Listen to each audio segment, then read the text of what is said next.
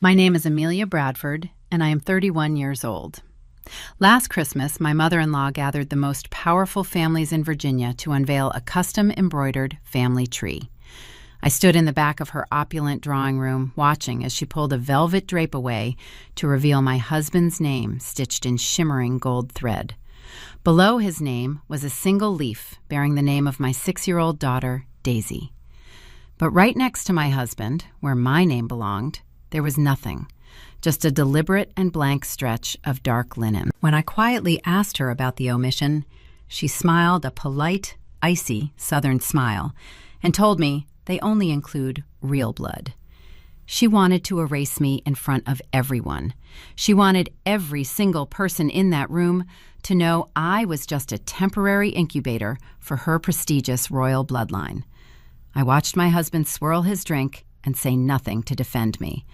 I stood there wondering how I was going to survive in a family that viewed me as a disposable vessel. I had no idea that her obsession with pure blood was about to destroy her own empire.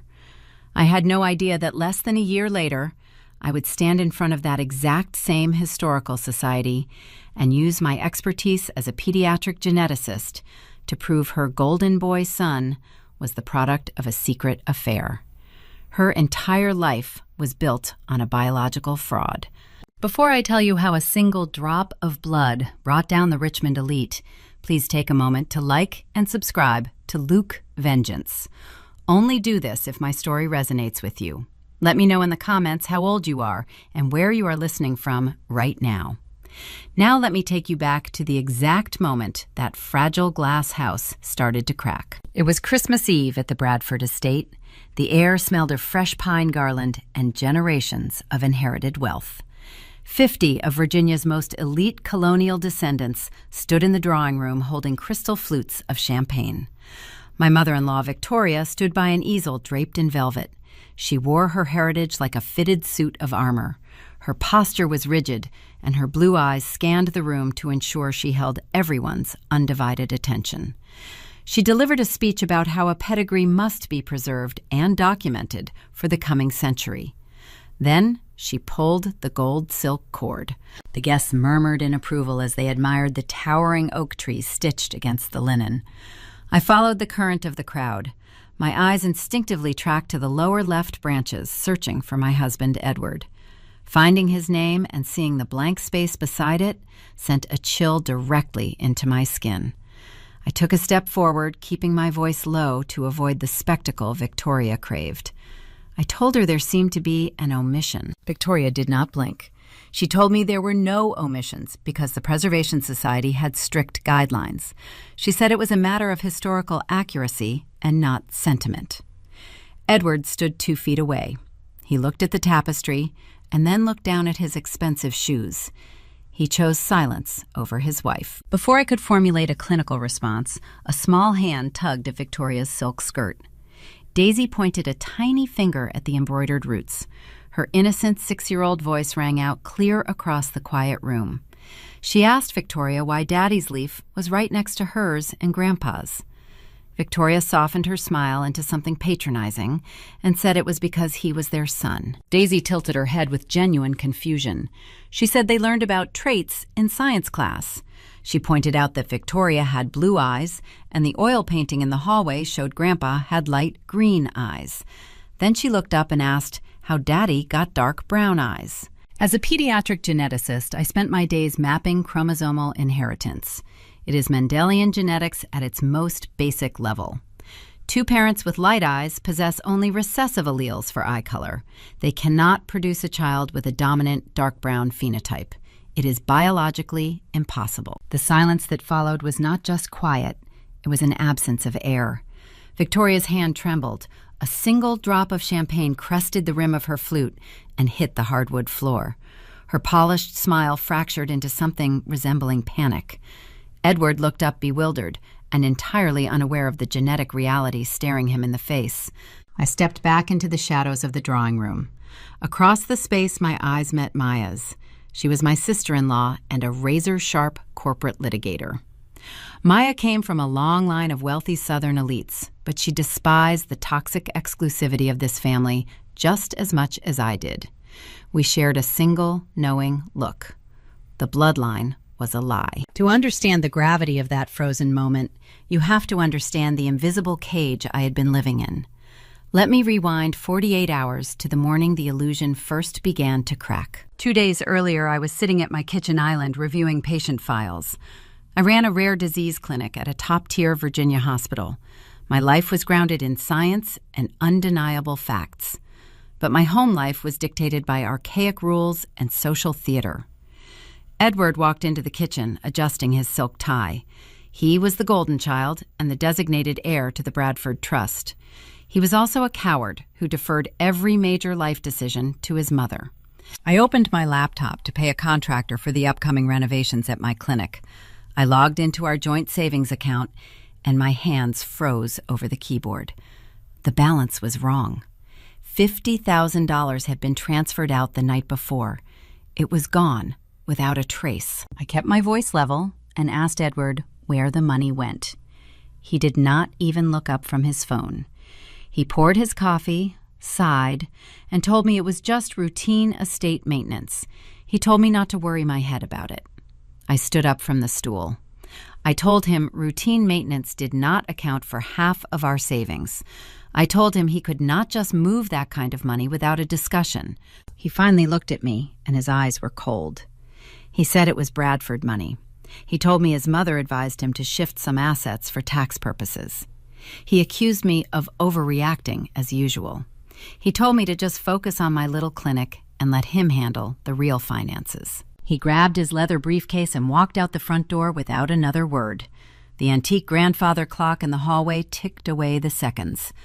I sat alone in a house that felt more like a museum than a home. I realized then that I was not a partner in my own marriage. I was a tenant, and Victoria was actively collecting the rent.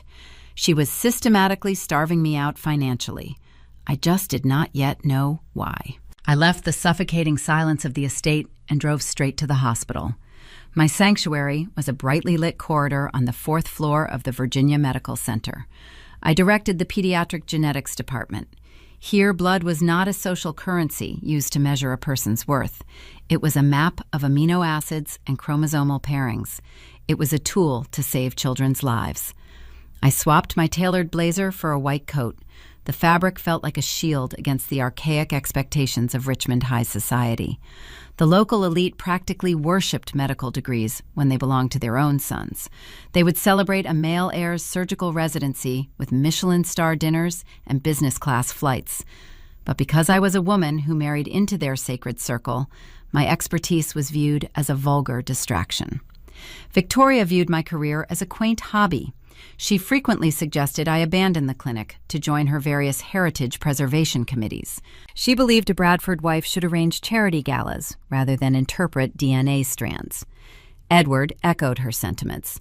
He viewed my ambition as a direct inconvenience to his social calendar. My current focus was securing a critical research grant for metabolic disorders. The funding would allow my team to sequence genomes for families who could not afford commercial testing. I sat at my desk and reviewed a patient chart. A 4-year-old boy was suffering from unexplained neurological symptoms. Finding the exact genetic mutation was the only way to formulate a treatment plan. My mind required total focus. But the missing $50,000 from my joint savings account echoed loudly in my thoughts. My cell phone vibrated on the wooden desk. Edward's name flashed across the digital screen. I answered, and he immediately launched into a critique of my schedule. He reminded me about a mandatory luncheon Victoria was hosting that afternoon at the country club. I told him I had a critical case and could not leave the hospital ward. His tone shifted into that familiar, patronizing cadence. He asked why I insisted on being so difficult. He told me I was acting erratic again. He said Victoria noticed I was pulling away from the family, and it was creating a toxic environment for Daisy. This was his favorite tactic. The psychological tension in our marriage had been mounting for months. Edward always positioned himself as the rational pragmatist, while painting my legitimate concerns as hysterical. It was a calculated strategy designed to make me doubt my own perception of reality. When I noticed Victoria treating Daisy differently than her other grandchildren, Edward told me I was projecting my own insecurities onto his mother. When I pointed out that Victoria constantly undermined my parenting decisions, he accused me of seeking out conflict. Whenever I prioritized my career, he twisted the narrative to make me the unstable element. He used our daughter as leverage to force my submission. He knew my greatest fear was exposing Daisy to the same emotional frostbite that plagued his own childhood. I gripped the phone and stood up from my chair. I told him my patients were not a symptom of an erratic mind. I reminded him that I was a medical professional running a department. He sighed heavily. The sound carried across the cellular connection like a physical weight. He told me to stop being paranoid about the money and just show up to the luncheon. He said preserving the family image was my primary duty. Then he ended the call, leaving me listening to the dial tone. He called me paranoid. That specific word grated against my scientific training. A geneticist does not rely on paranoia. We rely on verifiable data. I locked my office door and opened my personal laptop. I bypassed the standard banking application and logged directly into the desktop portal for our financial institution. I needed to see the raw routing data for the transfer. Edward claimed the $50,000 was for routine estate maintenance, but Bradford estate expenses were handled by a dedicated family trust account managed by a wealth firm. Our joint savings was supposed to be a firewall for Daisy's college fund and our personal emergencies. I traced the outgoing wire. It did not go to a landscaping firm or an antique restorer. The routing number traced back to a holding company incorporated in Delaware. The entity was named Heritage Preservation Partners, LLC. My stomach tightened as I stared at the screen. Men who hide money typically leave a trail of luxury hotel charges or jewelry store receipts. If Edward was having an affair, he was hiding it behind a sophisticated corporate structure. But the name of the holding company felt too specific. Heritage preservation was Victoria's favorite phrase. It was the exact terminology she used to justify her exclusionary social clubs. The missing funds were acting as a glaring warning sign, pointing directly back to my mother-in-law. I closed the laptop and looked out the window of my office. The Virginia skyline stretched out in the distance. I had spent 7 years trying to mold myself into the perfect daughter-in-law. I attended the tedious Historical Society meetings. I wore the muted pastel dresses Victoria approved of. I stayed silent when she made disparaging remarks about my middle-class upbringing. I sacrificed fragments of my own identity to ensure Daisy would grow up with a stable family structure. But the ticking grandfather clock in my memory served as a harsh reminder of my true status. I was a tenant in my own life. Edward's cold deflection earlier that morning was not an isolated incident. It was a symptom of a deeper rot. Desperate to maintain his status as Victoria's golden child, he was securing his inheritance at my expense. He needed her approval to guarantee his position in the Bradford Trust, and he was willing to sacrifice my financial security to prove his loyalty. He was demanding my submission to preserve a mirage. I could not fight a financial battle using medical textbooks. I needed a different kind of expert. I picked up my phone and opened a text message thread with Maya. She was married to Charles. Charles was Edward's older brother, but Victoria treated him like a disgraced outsider. Maya was a formidable corporate attorney. She navigated the treacherous waters of Richmond elite society with a sharp smile and a lethal understanding of contract law. She defected from the traditional Southern belle mold to become a partner at a cutthroat firm. The Bradford family treated her prestigious law degree like a trivial afterthought. But I knew the truth. Maya possessed an intellect that terrified Victoria. I admired her resilience. I typed a brief message asking if she had time for coffee away from the hospital and away from the country club. I hit send. The reply came 3 seconds later. Maya told me to meet her at a private cafe downtown in 30 minutes. She instructed me to print all the routing numbers and bring my financial statements. I packed my leather briefcase with the printed banking documents. Walking down the hospital corridor, I felt a distinct shift in my own physiology. The anxiety and confusion from the morning were dissipating.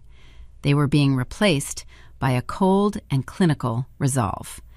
If Edward and Victoria were building a cage around me, I was going to map every single iron bar before I planned my escape. I handed off my patient files to the chief resident and exited the sliding glass doors of the clinic. The midday sun was blinding. I navigated my car through the heavy traffic toward the financial district. I prepared myself to ask Maya if my husband was funneling our money to a mistress. I had no idea that the truth waiting for me at that cafe was far more dangerous than a simple affair. I was about to discover that the missing $50,000 was just the down payment on my own destruction. The illusion of perfection was shattering, and the jagged edges were pointing directly at my career. I pushed through the heavy glass doors of a discreet coffee shop in downtown Richmond. The rich aroma of dark roasted espresso beans grounded me. The atmosphere was a stark contrast to the sterile hospital corridors I had just fled. Maya sat in a dimly lit corner booth. A frosted glass partition shielded her from the rest of the room. She wore a tailored charcoal suit that screamed authority. As a top-tier corporate litigator, she understood the anatomy of a financial crime better than anyone in Virginia. She grew up within the same colonial elite circles as my husband, but rejected their archaic traditions to build her own empire. She knew exactly how these wealthy families buried their darkest secrets. I slid into the leather booth and handed her the printed banking documents. She did not offer a comforting greeting.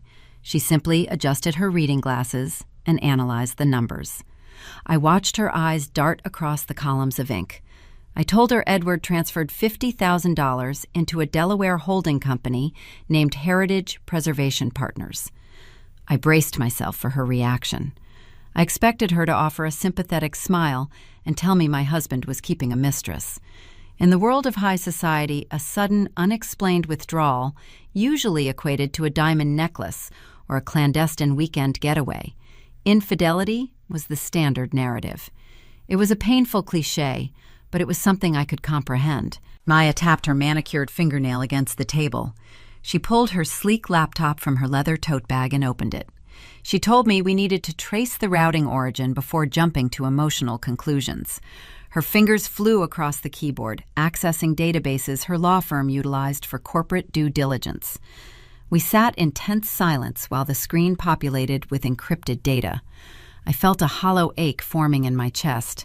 I envisioned Edward sitting in a luxury hotel lounge with another woman. I pictured him spending our daughter's college fund on a fleeting romance.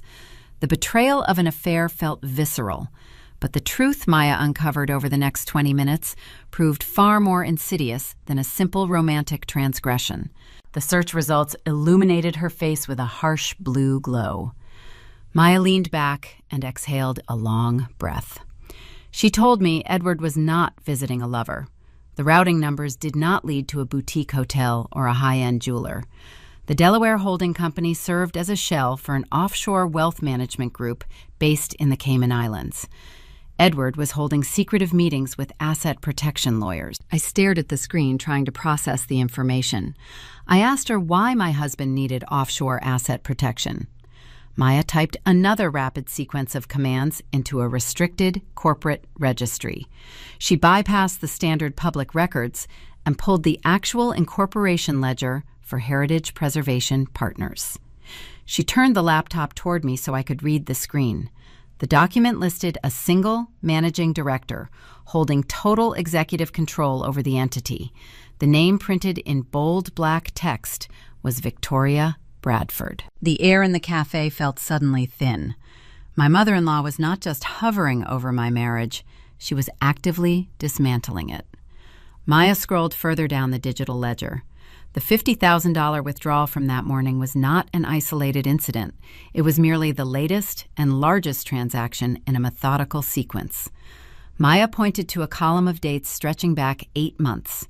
Edward had been systematically draining our joint marital assets piece by piece. He disguised smaller transfers as home repair costs, charitable donations, and private school preparation fees. Our shared savings account was a hollow facade. The money was flowing out of our hands and directly into a hidden trust controlled entirely by his mother. A cold, paralyzing realization washed over me. The tragedy of this meticulous financial cage hit me like a physical blow. Edward was not acting out of momentary greed. He was executing a calculated strategy. I asked Maya to explain the ultimate goal. I needed to understand why the man who vowed to protect me was treating me like a hostile corporate takeover. Maya closed the laptop. Her expression carried the grim weight of a seasoned attorney delivering a guilty verdict. She explained the ruthless logic of a high-net-worth divorce. In the Richmond elite circles, wealth was not just money. It was weaponized leverage. Victoria knew I possessed a brilliant medical career, but my income was tied up in clinic operational costs and student loans. The joint savings account was my only liquid safety net. By siphoning those funds into an untouchable offshore trust, Victoria was orchestrating my financial starvation. She was ensuring I would be left destitute if I ever attempted to leave the marriage. Maya outlined the brutal reality of their plan. When the time came to dissolve the marriage, I would need a formidable legal team to fight for custody of Daisy. Those elite attorneys required monumental retainers. Victoria was bleeding me dry, so I could not afford to hire counsel. She was setting the stage to force my surrender. If I fought back, I would be fighting a billionaire trust fund with an empty bank account. They were not just stealing my money. They were stealing my ability to defend myself. My hands gripped the edge of the wooden table. The pieces of the puzzle slammed together, forming a terrifying picture. Edward deflecting my questions that morning was not typical arrogance. His coldness at the Christmas party was not just cowardice. He was complicit. He was a willing participant in my destruction. They were preparing for a divorce I did not even know I was getting. The marital disagreements over my career and my parenting choices were merely theater. The real war was being waged on bank ledgers and offshore accounts. I looked at Maya. The initial shock was fading rapidly. In its place, a sharp and clinical fury began to take root. I spent my life solving complex genetic puzzles that others deemed impossible. I was trained to find the hidden anomalies and break them apart. Victoria believed she could trap me in a financial corner because she viewed me as an inferior outsider. She underestimated my resilience. Maya reached across the table and placed her hand over mine. She told me we needed to build an impenetrable legal fortress. We needed to document every single transfer and hide my remaining personal income before Edward noticed. She promised to utilize every resource at her disposal to shield me from the fallout. But a defensive strategy was only the beginning. I gathered my printed documents and slid them back into my briefcase. The Cold War had officially begun. I knew I had to return to the hospital and act as though nothing had changed. I had to smile at my husband and pretend I was still the obedient daughter-in-law. I had to play my assigned role while secretly dismantling their empire from the inside. But as I walked out of the coffee shop into the bright Virginia sunlight, a new and chilling question surfaced in my mind. If Victoria was willing to steal my life savings to force me out of the family, what else was she prepared to destroy? I drove back to the medical center, unaware that her next strike was already in motion. The financial betrayal was only her opening move. She was about to aim her sights directly at the one thing I valued more than money. She was coming for my clinic. I returned to the Virginia Medical Center, trying to push the revelation of the offshore accounts out of my mind. My immediate priority was a terrified couple sitting in examination room 3. They were holding their pale, lethargic toddler. The young boy presented with a cluster of rare neurological regressions that defied standard pediatric diagnoses. I needed to run a comprehensive chromosomal microarray to isolate the exact genetic deletion causing his symptoms. I sat on the rolling stool, offering the anxious parents a reassuring smile. I explained the rigorous diagnostic process, outlining how our specialized grant funding covered the exorbitant laboratory fees. I assured them we would leave no stone unturned to find an answer. I was mid-sentence when the heavy oak door of the examination room swung open without a single knock. Richard Vance stepped into the sterile space. He was the senior hospital administrator and a prominent member of the board of directors. He wore a bespoke navy suit and carried an aura of untouchable authority. Intruding on an active patient consultation was a severe breach of medical protocol and basic human decency. He did not care about either constraint. He offered the confused parents a tight, artificial smile and asked me to step into the hallway for an urgent administrative update. I excused myself and followed his brisk pace out of the room. The corridor was bustling with nurses and residents, but Richard backed me into a quiet alcove near the supply closet. He did not mince words or offer any professional courtesy. He informed me that the board held an emergency budget review that very morning. They decided to indefinitely freeze all funding for my pediatric genetics research initiative. I stared at him, trying to process the sudden administrative execution of my life's work. I told him my patients relied on those specific grants for life-saving diagnostics. I reminded him the funding was guaranteed by contract through the end of the fiscal year. Richard adjusted his silk tie and lowered his voice to a patronizing whisper. He explained that a major private donor expressed deep concerns about the allocation of resources within my department. The benefactor suggested the hospital restructure its research priorities, effective immediately. He refused to name the donor, but he did not have to. Victoria Bradford was a platinum-level benefactor who single-handedly funded the entire oncology wing. Her social gravity could bend the hospital board to her exact will. She was weaponizing her philanthropy to sever my professional lifelines. She wanted to orchestrate a public humiliation. She intended to strip away my financial independence and force me to retreat to the Bradford estate as a defeated, obedient wife. I clenched my jaw, feeling the sharp sting of professional sabotage. I watched Richard walk away down the pristine hallway, leaving my career hanging by a fragile thread. I had no time to mourn the loss of my research program or comfort the parents waiting in room 3. Edward sent me a strict calendar alert reminding me of my mandatory attendance at his mother's spring garden party. 2 hours later, I traded my clinical white coat for a tailored floral sundress. I drove my car through the imposing wrought iron gates of the sprawling Bradford estate. The expansive lawns were manicured to an unnatural perfection. White canvas tents dotted the pristine grass, shielding the Richmond elite from the glaring afternoon sun. Uniformed waiters carried silver trays loaded with cucumber sandwiches and crystal goblets of iced tea. I navigated through the sea of pastel suits and designer hats. I found Victoria holding court near a lavish stone fountain. She was surrounded by her usual circle of wealthy sycophants and local politicians. Edward stood nearby, nodding along to whatever she said like a loyal soldier. He did not ask how my morning at the clinic went. He did not care that my primary source of purpose had just been dismantled by the very woman standing next to him. I forced a polite smile onto my face and joined the outer edge of their conversation. Victoria was not discussing hospital charities or real estate investments. She was delivering a passionate monologue about her latest aristocratic acquisition. She bred champion Afghan hounds. The dogs were her prized obsession and a physical manifestation of her worldview. She gestured elegantly with a silver pastry fork while she outlined her strict breeding philosophy. She proclaimed that preserving a lineage required ruthless curation and an unforgiving eye for flaws. Her voice carried clearly across the patio as she detailed how a rival breeder ruined an entire bloodline by introducing an inferior sire into the mix.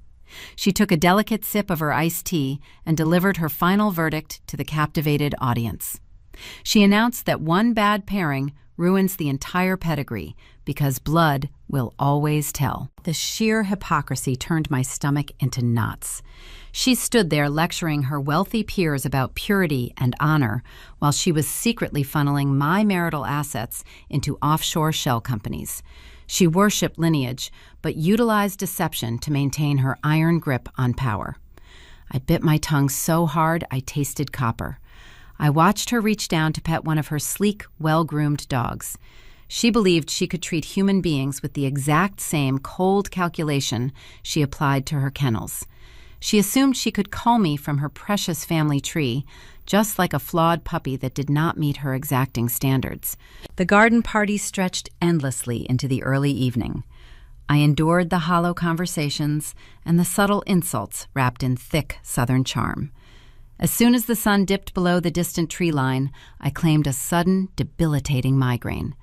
I left Edward chatting with a local judge and drove my car back to the medical center. My office was dark and silent. The hospital operated on a quiet skeleton crew during the weekend evening shifts. I turned on my small desk lamp and booted up my encrypted computer terminal. I needed the quiet isolation of my laboratory to think clearly and process the coordinated attacks against my life. I stared at a tall stack of anonymized patient genetic files sitting on my mahogany desk. They were complex maps of inherited traits, hidden mutations, and undeniable biological truths. My mind replayed the traumatic events of the day on a continuous loop. The frozen joint bank accounts, the abruptly canceled research grants, Victoria delivering her arrogant speech about pure pedigrees by the fountain. And then a specific memory pierced through the chaotic noise of my thoughts. I remembered the opulent Christmas gala from months ago. I recalled the exact moment my 6-year-old daughter pointed her tiny finger at the embroidered family tapestry. Daisy asked a simple, innocent question about inherited eye color.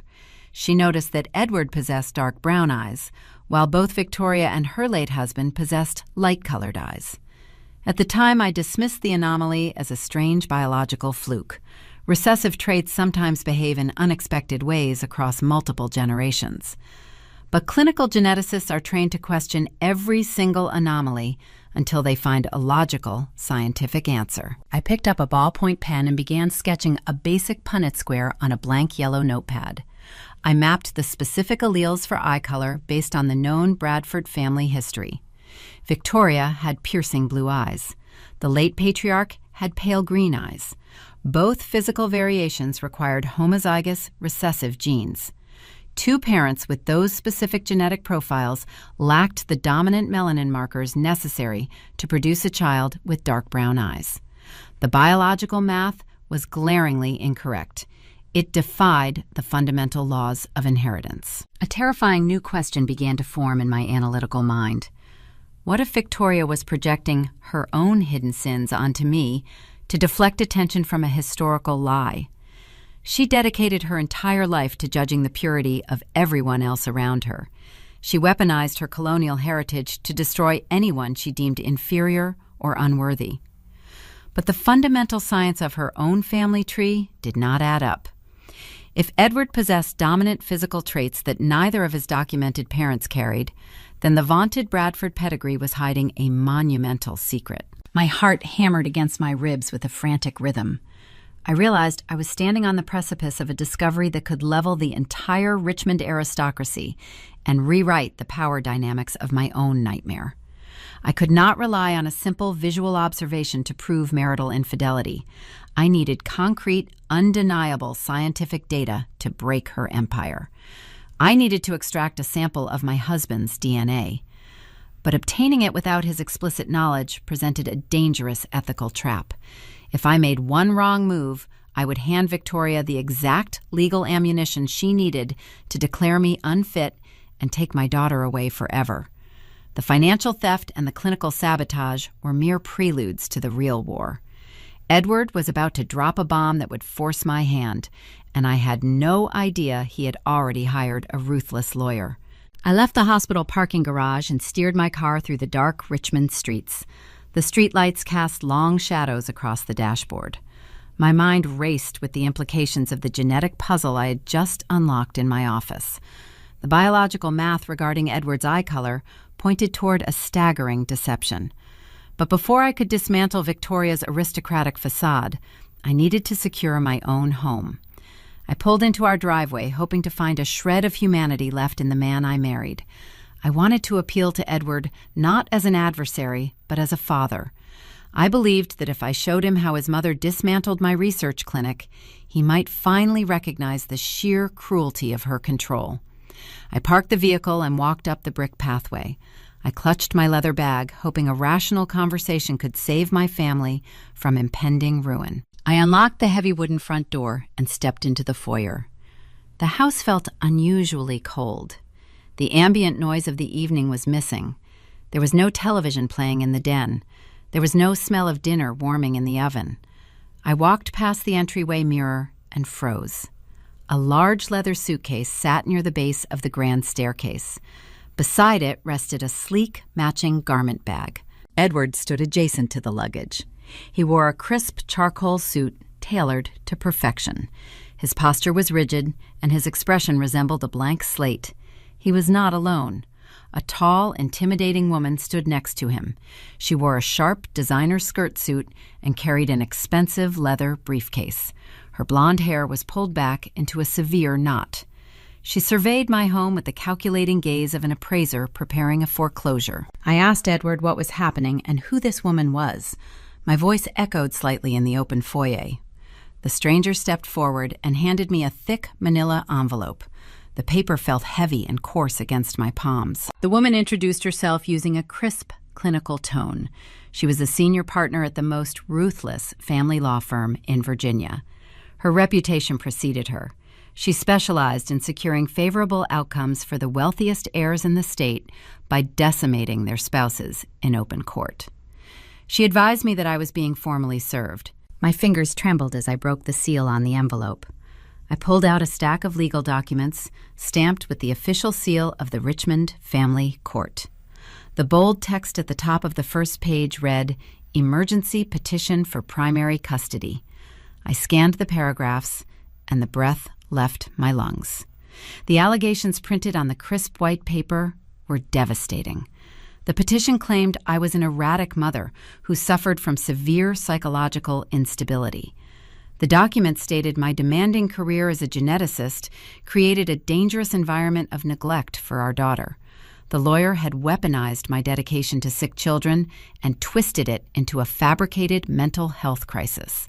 Edward requested full physical and legal custody of Daisy. The petition also demanded I vacate the marital residence within 30 days. I looked up from the papers and stared at my husband. The man standing in front of me was a stranger. The person who promised to build a life with me was gone. In his place stood a hollow vessel executing his mother's exact will. I asked him how he could sign his name to such vicious lies. I told him he knew I was a devoted mother. I reminded him that I rearranged my entire clinical schedule just to attend Daisy's school plays and ballet recitals. Edward buttoned his suit jacket and refused to meet my eyes. He stared at the wall just above my shoulder. He delivered his response with a chilling lack of emotion. He stated that Victoria felt it was best for Daisy to be raised in a stable, traditional environment. He told me my recent behavior was unpredictable and the family could no longer tolerate the risk to their reputation. He announced he was moving back into the Bradford estate effective immediately. His mother had prepared a suite for him and a separate nursery for Daisy, pending the judge granting the emergency order. The sheer cruelty of the ambush paralyzed my vocal cords. The financial starvation I uncovered earlier that day was a calculated prelude to this exact moment. They drained our joint savings, so I could not afford to hire an attorney capable of fighting this high-priced legal shark. They sabotaged my clinic funding to destabilize my professional standing. They planned to paint me as a broke, unemployed, and unstable woman to guarantee a swift victory in family court. The stakes instantly escalated from a miserable marriage to the terrifying prospect of losing my only child. A soft shuffling sound broke the heavy silence in the foyer. I turned my head and saw Daisy standing on the third step of the grand staircase. She wore her pink pajamas and clutched her favorite stuffed rabbit against her chest. Her large, innocent eyes darted between the stern lawyer, the luggage, and her father. Daisy descended the final steps and walked toward Edward. Her lower lip quivered. She asked him in a tiny, trembling voice why he was leaving. She asked if he was going on a business trip and when he would come back to play with her. I waited for Edward to drop his polished facade. I expected the primal instinct of a father to override the toxic programming of his mother. I thought he would kneel on the hardwood floor, pull his daughter into a warm embrace, and offer a comforting lie. Edward did none of those things. He looked down at the little girl standing near his polished shoes. He offered a tight, impatient sigh. He told Daisy to be a good girl and listen to her mother until the court finalized the new living arrangements. He did not bend down. He did not kiss her forehead. He did not even offer a reassuring touch. He simply reached for the handle of his leather suitcase and turned toward the front door. The high-priced attorney followed closely behind him. The heavy oak door slammed shut. The metallic click of the deadbolt echoed through the empty foyer. The finality of the sound struck me with physical force. A crushing wave of suffering crashed over me. I realized the man I loved for 7 years was a carefully constructed mirage. Edward never truly existed. He was merely an extension of Victoria Bradford. I sank to my knees on the cold hardwood floor. I pulled Daisy into my arms and held her tight. She buried her face in my shoulder and began to cry. Her small frame shook with genuine heartbreak. I stroked her hair and whispered that everything would be all right. I promised her I would never let anyone take her away from me. As I comforted my weeping child, the overwhelming grief inside my chest began to crystallize. The sorrow hardened into a cold and lethal fury. Victoria wanted to utilize the legal system to steal my daughter and destroy my name. She assumed I would crumble under the weight of her infinite resources. She failed to realize that cornering a mother transforms her into an apex predator. I carried Daisy upstairs and tucked her into bed. I sat beside her until her breathing steadied and she drifted into a restless sleep. I walked into the hallway and pulled my cellular phone from my pocket. I scrolled through my contacts and pressed the call button for Maya. The phone rang twice before she answered. Her voice was sharp and alert despite the late hour. I told Maya the defensive phase of our strategy was officially over. I explained the emergency custody petition and the fabricated allegations of mental instability. I informed her that Edward abandoned the house and moved back to his mother's compound. Maya did not offer empty platitudes. She immediately shifted into a ruthless, tactical mindset. She told me we needed to counter their narrative with undeniable leverage before the judge reviewed the initial filing. I walked into my home office and stared out the window toward the distant city lights. I gripped the phone and told my sister-in-law I already found the leverage. I explained the genetic anomaly I discovered in my patient files.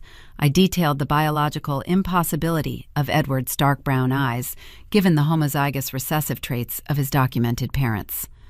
Maya remained silent for a long moment, absorbing the magnitude of the revelation. When she finally spoke, her tone carried a dangerous edge. She warned me that a visual hypothesis would never hold up in a Richmond courtroom. We needed undeniable scientific proof to shatter Victoria's pristine pedigree. I agreed with her assessment. I knew I had to obtain a physical sample of Edward's DNA. But utilizing my hospital laboratory to test his genetic material without consent would trigger a severe ethical violation. Victoria would use that exact infraction to strip my medical license and win the custody battle by default. I needed to extract his genetic code using a flawless, legally bulletproof method. I hung up the phone and began drafting a brilliant, seemingly innocent trap. I prepared to turn Edward's arrogance into his ultimate downfall. I just needed to order a simple science project to set the snare. The grandfather clock in the hallway chimed 2 times. The sound reverberated through the empty corridors of the estate. Edward, taking his luggage and walking out the front door, left a suffocating vacuum in the house. I sat at my mahogany desk in my home office. The soft glow of the computer monitor illuminated the dark room. The quietness of the space felt oppressive. It was a stark contrast to the rhythmic beeping of machinery and the constant hum of life inside my clinic. I needed an anchor to prevent my mind from drowning in the reality of the custody ambush. The legal petition threatened to sever me from my daughter. I could not sleep. I could not cry.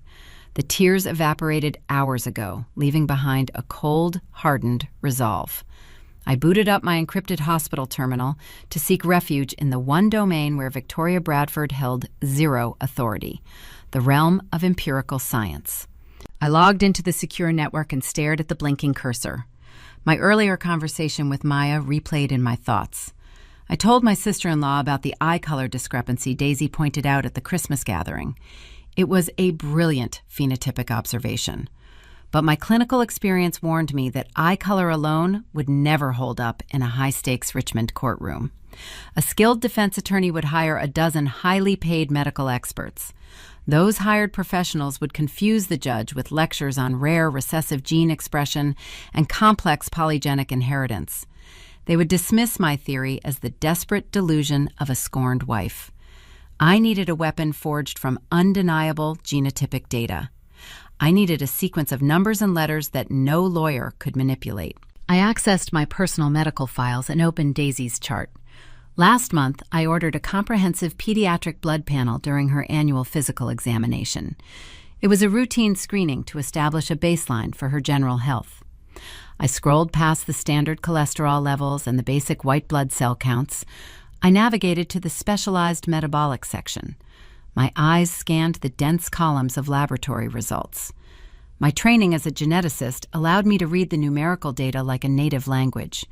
I searched for a specific anomaly to confirm my suspicion. I found it buried on the third page of the digital report. It was a rare and benign hepatic enzyme variant.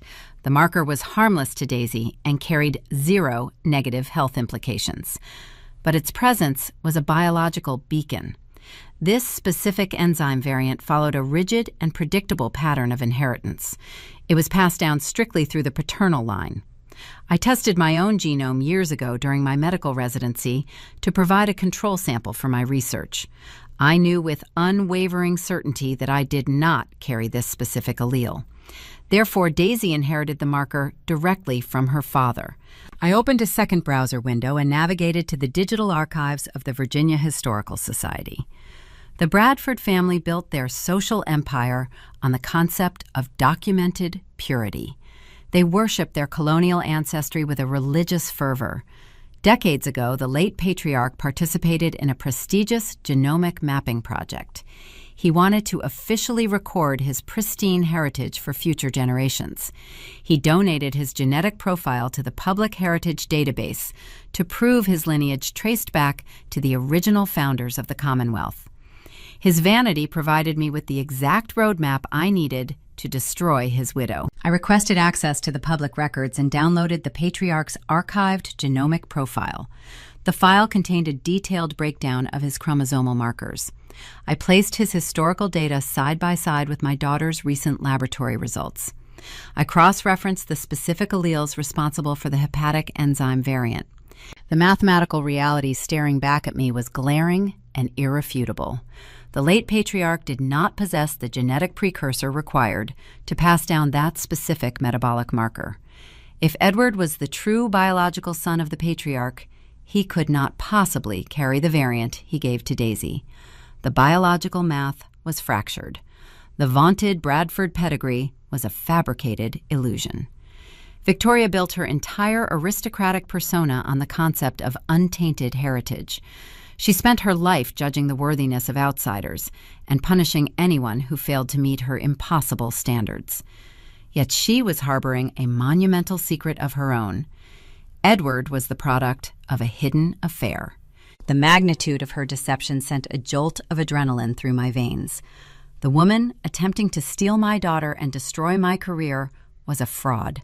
She was projecting her own historical sins onto me. I sat back in my leather chair and let the profound irony wash over me. The high priestess of pure bloodlines birthed an illegitimate heir and successfully passed him off as the rightful owner of the Bradford estate. She secured her position of power through a calculated biological lie. I held the key to her ultimate destruction.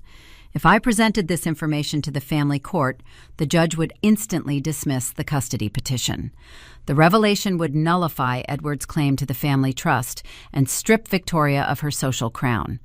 But the raw data on my computer screen was merely a circumstantial breadcrumb. I could prove the patriarch lacked the marker, and I could prove Daisy carried the marker. To forge a legally binding chain of evidence, I needed the missing link. I needed to sequence Edward's actual DNA. My mind immediately drifted to my research laboratory at the hospital. I had access to the most advanced genetic sequencing equipment on the East Coast. I could easily pluck a stray hair from Edward's discarded hairbrush or swab the rim of his forgotten coffee cup. I could run the sample through my clinic's machines and generate a full genomic profile within 48 hours. The temptation was overwhelming.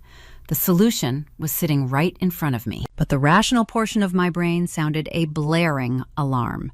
Running a covert genetic test on my estranged husband, utilizing hospital resources, constituted a severe violation of the Health Insurance Portability and Accountability Act. It was a federal offense. Victoria and her high-priced legal team would inevitably demand the chain of custody for the DNA results during the discovery phase of the trial. They would trace the unauthorized test back to my laboratory. They would not just throw the evidence out of court, they would press criminal charges. I envisioned the catastrophic fallout. The medical board would instantly revoke my license to practice medicine. The judge would view the illegal testing as proof of the erratic and unstable behavior alleged in the custody petition. Victoria would win the war without breaking a sweat. She would take Daisy away from me, and I would watch from the confines of a prison cell. I could not risk my daughter's future on a reckless ethical breach. I needed to play the game with a flawless strategy. I closed the Historical Society database and logged out of the secure hospital portal. The glow of the monitors faded, leaving the room bathed in shadows. I rested my forehead against my palms and engineered a new approach. I needed a method to obtain Edward's genetic code that was legally unassailable. I needed a mechanism that involved his explicit, willing consent.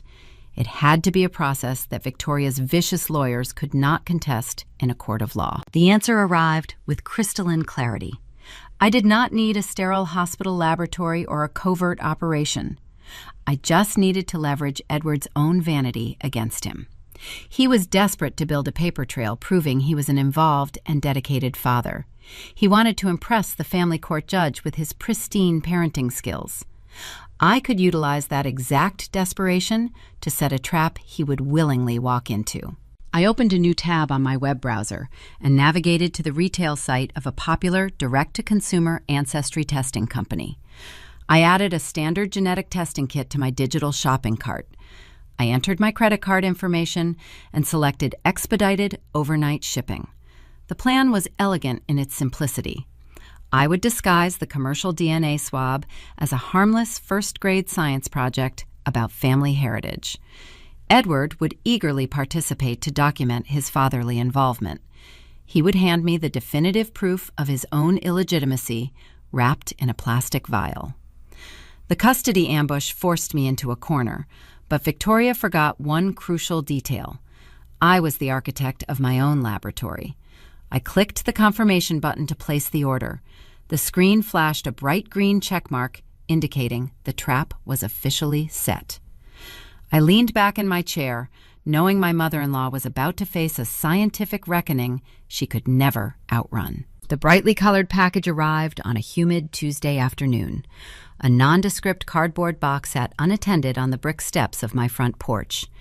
Inside that flimsy packaging lay 2 plastic collection tubes, alongside sterile cotton swabs. This commercially available ancestry tool represented an ultimate Trojan horse. I carried the kit into my kitchen, setting it gently upon the granite countertop. I needed to present this genetic snare casually, without raising a single suspicion. The entire legal defense strategy rested upon a seamless execution of this deception. I registered the barcode online using a dummy email address to prevent any premature notifications from reaching Edward's mobile phone. Every step required meticulous planning. Saturday morning brought the initial court-mandated visitation. I felt a tight knot form in my stomach.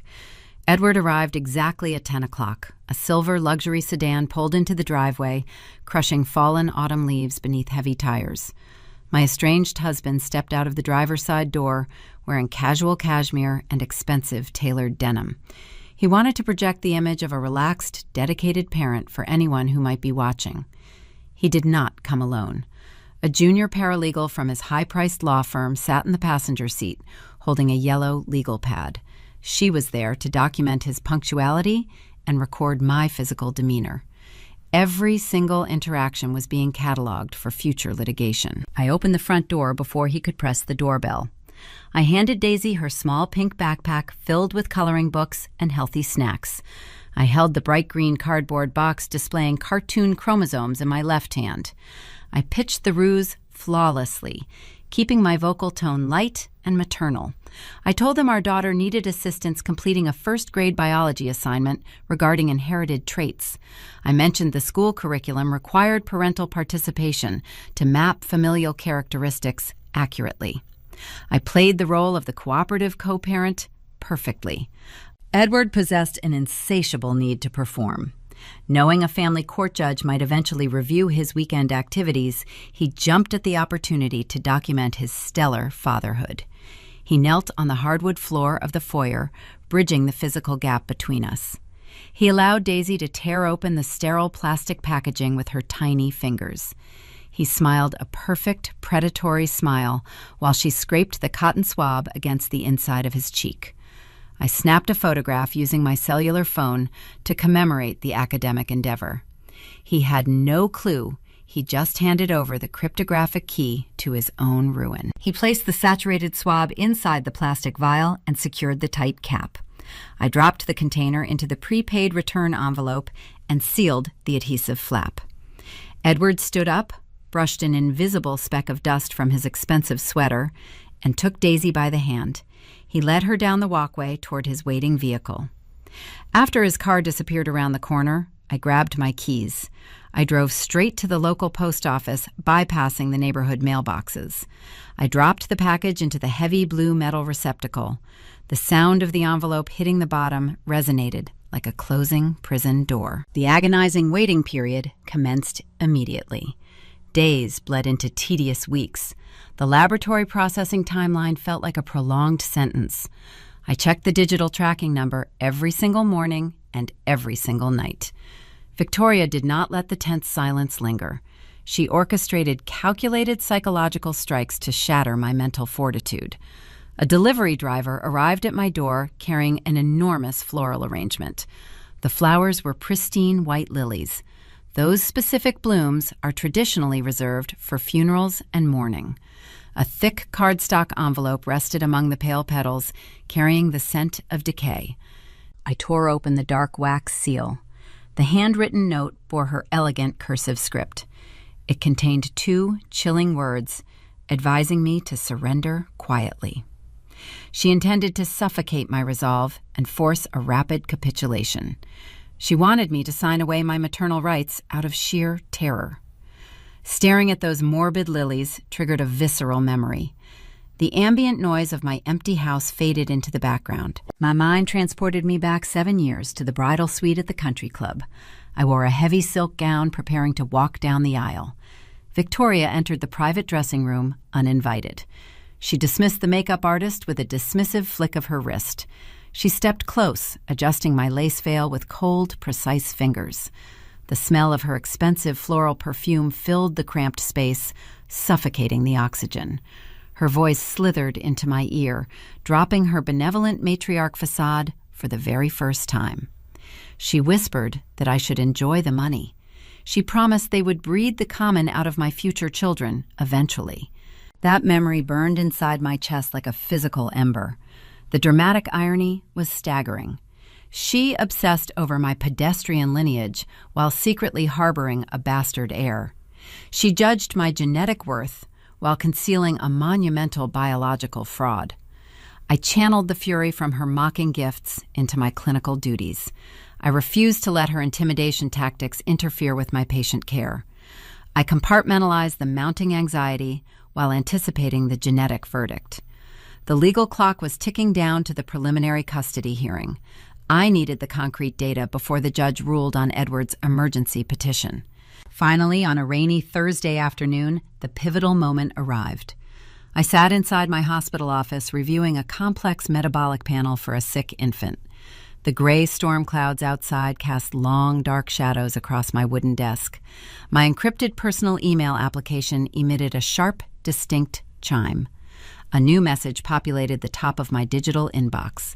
The sender was the direct-to-consumer Ancestry Laboratory. The bold subject line indicated the genomic sequencing was officially complete. My lungs stopped drawing air. I stood up from my rolling chair and crossed the room with urgent strides. I twisted the brass deadbolt on my solid wooden office door, locking out the entire medical center. I lowered the window blinds, blocking the gloomy afternoon light from the courtyard. I sat back down at my desk, gripping the padded armrests, my heart battered against my ribcage with a frantic, terrifying rhythm. The bright computer screen glared back at me, illuminating the darkened room. I hovered the digital cursor over the attached document. My hands shook as I reached for the computer mouse. The sterile environment of my clinic suddenly felt like a pressure chamber. If my hypothesis proved incorrect, I possessed nothing but a standard genealogy report.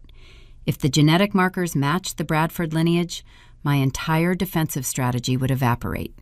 Victoria would proceed with her ruthless court battle, and I would lose my daughter. But science does not lie. Chromosomes do not harbor social ambitions or protect inherited wealth. They simply exist as a map of the undeniable past.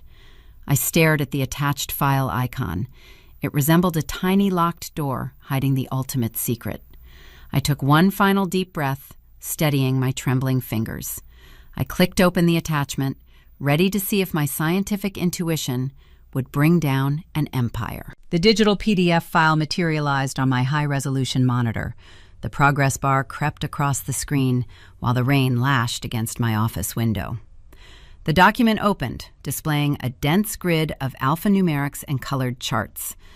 I bypassed the standard ancestry breakdown. I did not care about geographical percentages or ancient migration patterns. I scrolled directly to the raw data section, focusing entirely on the paternal haplogroup. The Y chromosome is passed directly from father to son, remaining largely unchanged across generations. It serves as an indelible biological surname. It cannot be altered by wealth or forged by high-priced attorneys. The late Bradford patriarch possessed a very specific colonial British haplogroup. His documented genomic profile, sitting in the public historical archives, confirmed a lineage designated as R1b. I stared at the stark black text beside Edward's name. His sequence read I2A. The two designations were not even distantly related. They belonged to entirely divergent evolutionary branches. The discrepancy was not a minor mutation or a laboratory clerical error. It was a biological chasm. I traced my finger along the glowing screen, verifying the specific markers. Edward matched a genetic cluster originating from the Mediterranean coast. He lacked the foundational hereditary signature of the men who built the Richmond estate. The conclusion crystallized in my mind with clinical certainty. The patriarch did not father the golden child. Victoria engaged in an illicit affair. She stepped outside her sacred marriage and became pregnant by another man. She then presented the newborn boy to her husband and to high society as the rightful successor to the Bradford Empire. The sheer scale of the deception took my breath away. Victoria dedicated decades to judging the pedigree of every person who crossed her threshold. She chaired heritage committees and blackballed families for perceived impurities in their lineage. She tormented me for lacking aristocratic roots, while she harbored the ultimate biological fraud. Her entire social throne rested upon a foundation of deliberate infidelity.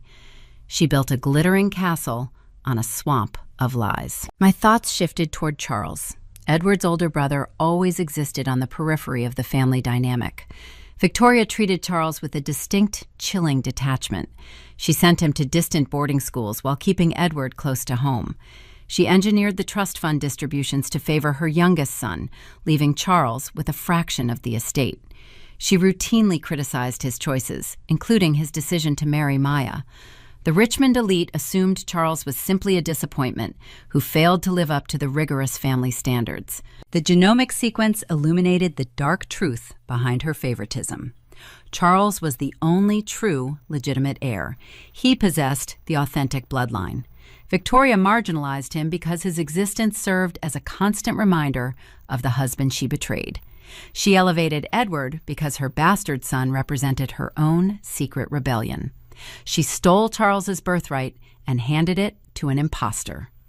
The tragedy of a stolen life echoed through the sterile walls of my clinic. Charles endured a lifetime of emotional neglect simply because he was the genuine article. I sat in the soft glow of my office, holding a live grenade capable of leveling the entire Virginia aristocracy. The irony was profound and razor-sharp. The woman who treated me like a disposable vessel imported the very impurity she openly despised.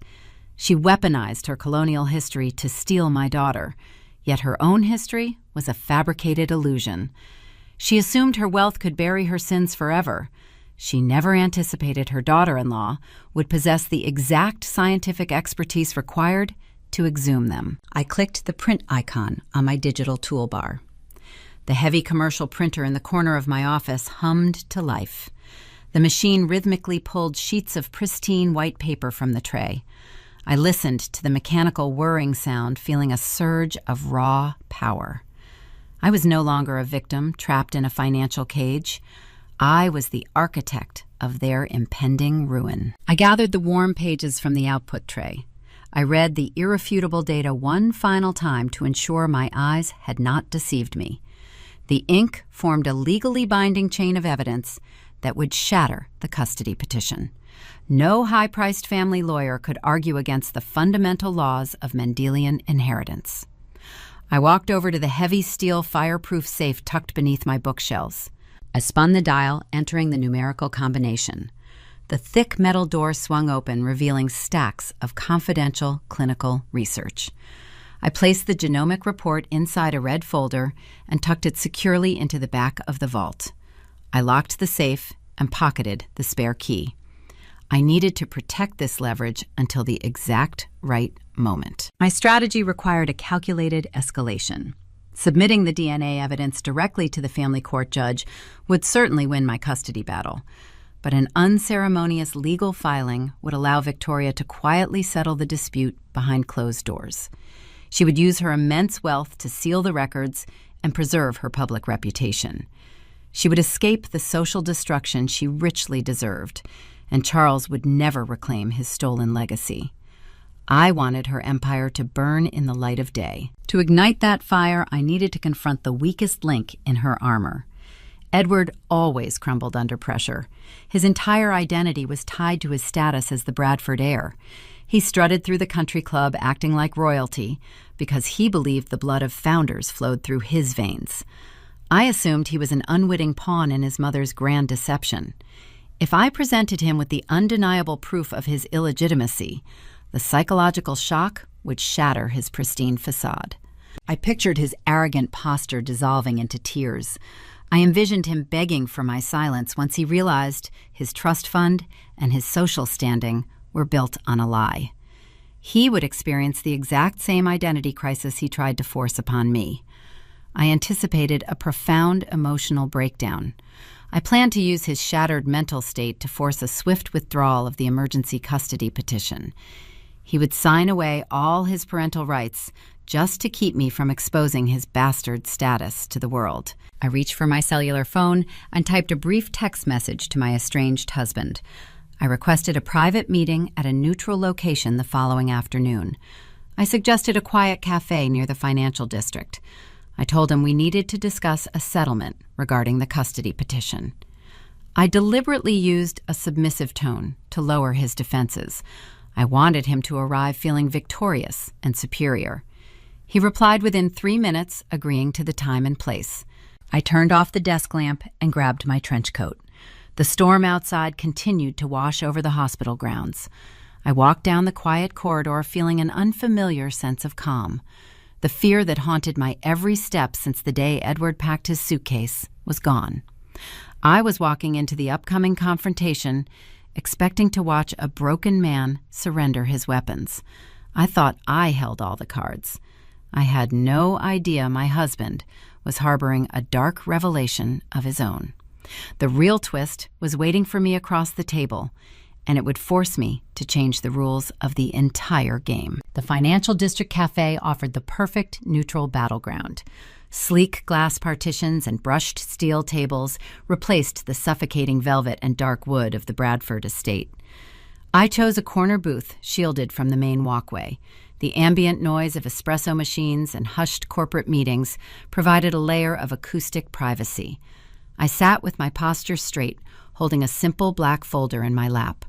I watched the entrance, waiting for the man I used to call my husband. Edward walked through the revolving doors exactly 5 minutes late. It was a classic power play. He wore a bespoke navy suit and a silver luxury watch glinting under the recessed lighting. His stride projected effortless authority. He carried the unearned confidence of a man who believed the world existed solely to serve his desires. For his entire life, Edward functioned under the assumption that his colonial pedigree made him untouchable.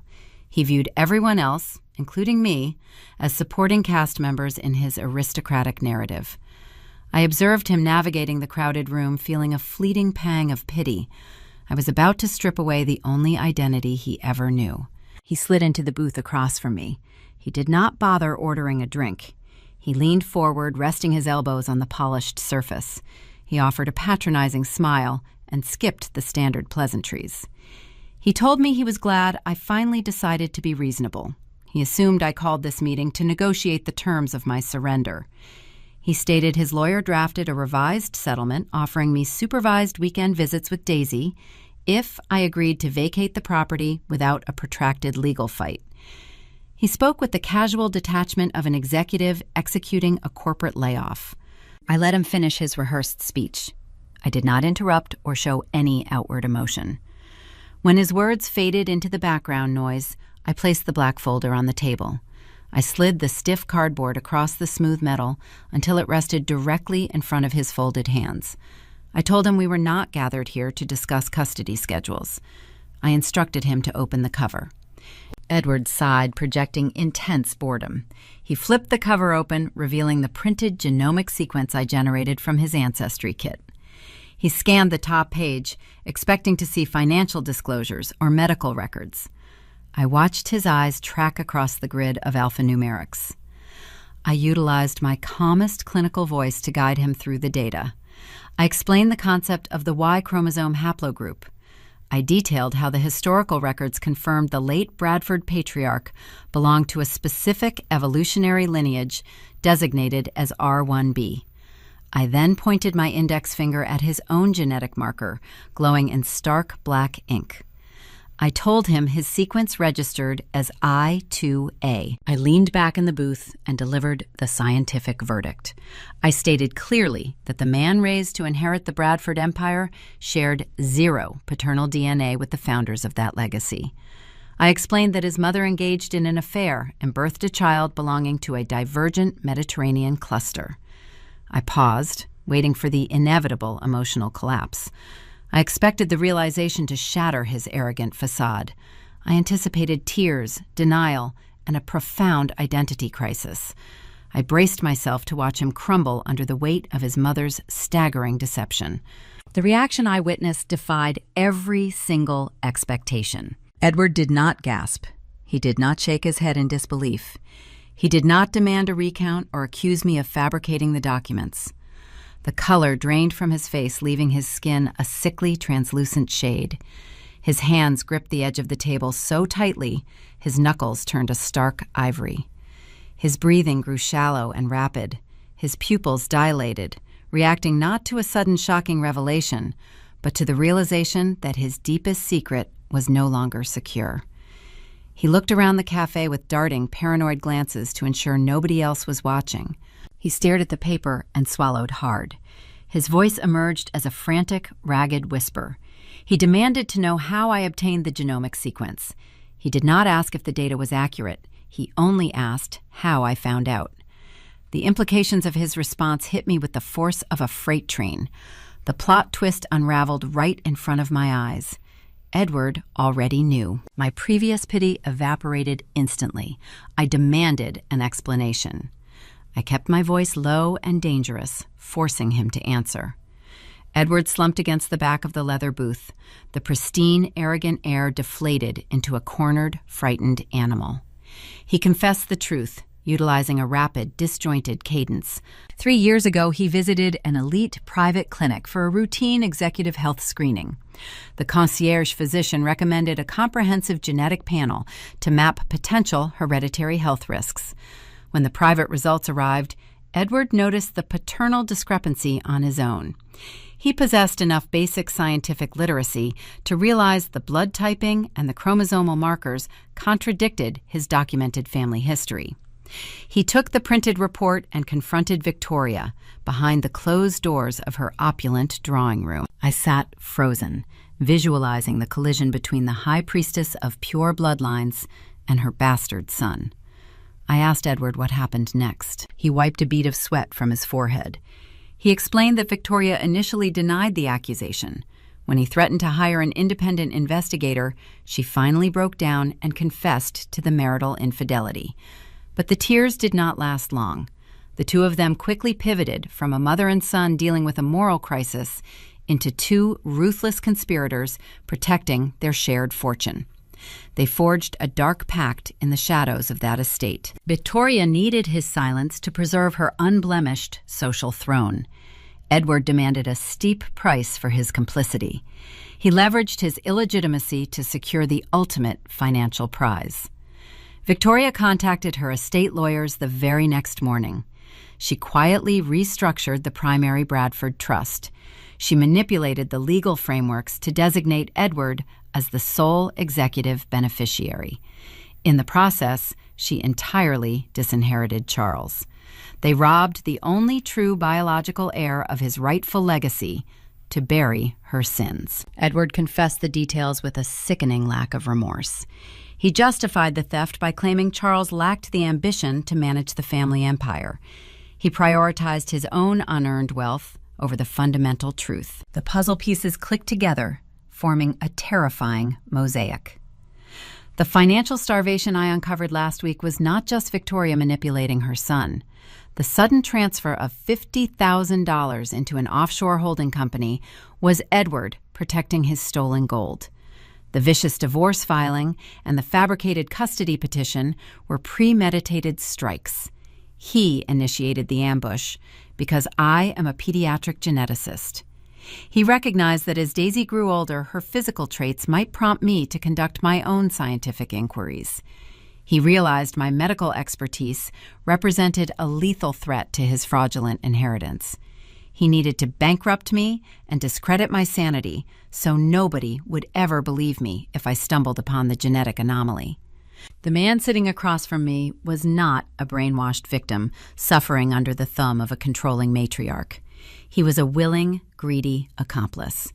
He weaponized our daughter and attempted to destroy my career simply to guard a vault filled with stolen money. The revelation extinguished any remaining ember of empathy I harbored in my heart. The lingering tragedy of my broken marriage vanished, leaving a cold, sterile void. I did not feel sorrow. I felt an undeniable clarity. Edward leaned forward, attempting to reclaim the upper hand. The fear in his eyes morphed into cornered malice. He pointed a trembling finger at my chest. He warned me that a single sheet of paper printed from a commercial website meant nothing in a court of law. He threatened to use the Bradford fortune to bury me under a mountain of litigation. He stated his lawyers would paint my genomic theory as the deranged fantasy of an unstable woman losing her grip on reality. He promised to ensure I never saw Daisy again if I breathed a single word of this conversation to Charles or the press. He delivered the ultimatum, expecting me to cower. He believed his threats would force me back into a submissive role. He thought the sheer weight of his stolen wealth would crush my resolve. I looked at the man who shared my bed for 7 years. I studied the frantic pulse beating against his neck. I did not raise my voice. I did not argue the legal merits of the evidence. I did not shed a single tear. I slowly reached across the metal table and retrieved the black folder. I slid the genetic report back inside the cover and closed it with a soft, distinct tap. I looked directly into his dark brown eyes. I offered him a slow, chilling smile. I stood up from the booth, smoothed the fabric of my coat, and walked away. I left him sitting alone in the crowded cafe, suffocating in his own panic. I did not utter a single word in response to his threats because I was done negotiating with imposters. I stepped out onto the busy Richmond sidewalk, feeling the crisp air fill my lungs. The time for gathering evidence was over. It was time to hand the weapon to the rightful heir. I pulled my phone from my pocket and dialed Maya. The war was entering a new phase, and Charles was about to learn the devastating truth about his birthright. I navigated the bustling downtown traffic, steering my vehicle toward the commercial sector. My mind replayed Edward sitting in that booth, terrified and cornered. The custody battle over Daisy felt like a distant skirmish compared to the total war sitting on my passenger seat. I parked in the subterranean garage beneath the towering glass skyscraper housing Maya and her legal partners. I rode the elevator to the penthouse level. The receptionist recognized me and nodded toward the corner office. I pushed the heavy oak door open. Maya stood by floor-to-ceiling windows overlooking the James River. I dropped the black folder onto her pristine glass desk. I did not waste time with pleasantries. I told her Edward already knew. I relayed every single detail of his confession. I explained how Victoria bought his silence by restructuring the primary trust to guarantee his status as the sole executive beneficiary. Maya turned away from the window. The ambient noise of the city seemed to mute as she processed the information. Her legal mind dissected the revelation, translating a family scandal into a sequence of actionable criminal statutes. She leaned over the desk, placing her palms flat against the glass surface. She stated that we were no longer dealing with a simple domestic dispute. We were looking at a multi-million-dollar inheritance fraud. Victoria deliberately deceived the probate court. She filed fraudulent estate documents, knowing her youngest son held no biological claim to the assets. Maya walked over to a secure filing cabinet. She explained that accessing the unredacted version of the late patriarch and his final testament required bypassing several layers of private security. However, Charles remained a secondary beneficiary on paper. Maya possessed his granted power of attorney, allowing her to petition the probate clerk for the original sealed documents. She logged into the encrypted judicial database, utilizing her senior partner credentials. We spent the next 2 hours combing through decades of dense, archaic legal jargon.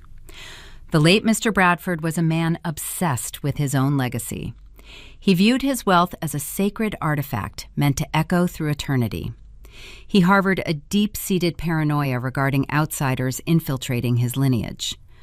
Maya scrolled through page after page of trust allocations until she stopped abruptly. Her eyes narrowed as she read a specific paragraph buried deep within the addendums. She turned the monitor toward me. The document contained a rigid morality and blood clause. The patriarch specifically stipulated that the primary estate voting rights in the family holding company and the bulk of the liquid assets must pass strictly to his biological, blood-born male descendants.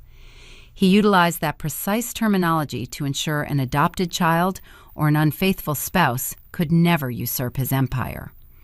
The legal phrasing was airtight. By actively concealing the true parentage of her youngest child, Victoria committed an egregious financial crime against her oldest son. Maya picked up her desk phone and dialed her husband. Charles managed a modest architectural firm on the other side of town. He spent his entire adult life building a quiet, independent career because his mother actively blocked him from participating in the Bradford corporate enterprises. He always assumed he lacked the necessary business acumen. He never suspected his exclusion was a calculated defensive maneuver to protect an imposter. Maya instructed him to cancel his afternoon meetings and come directly to her office.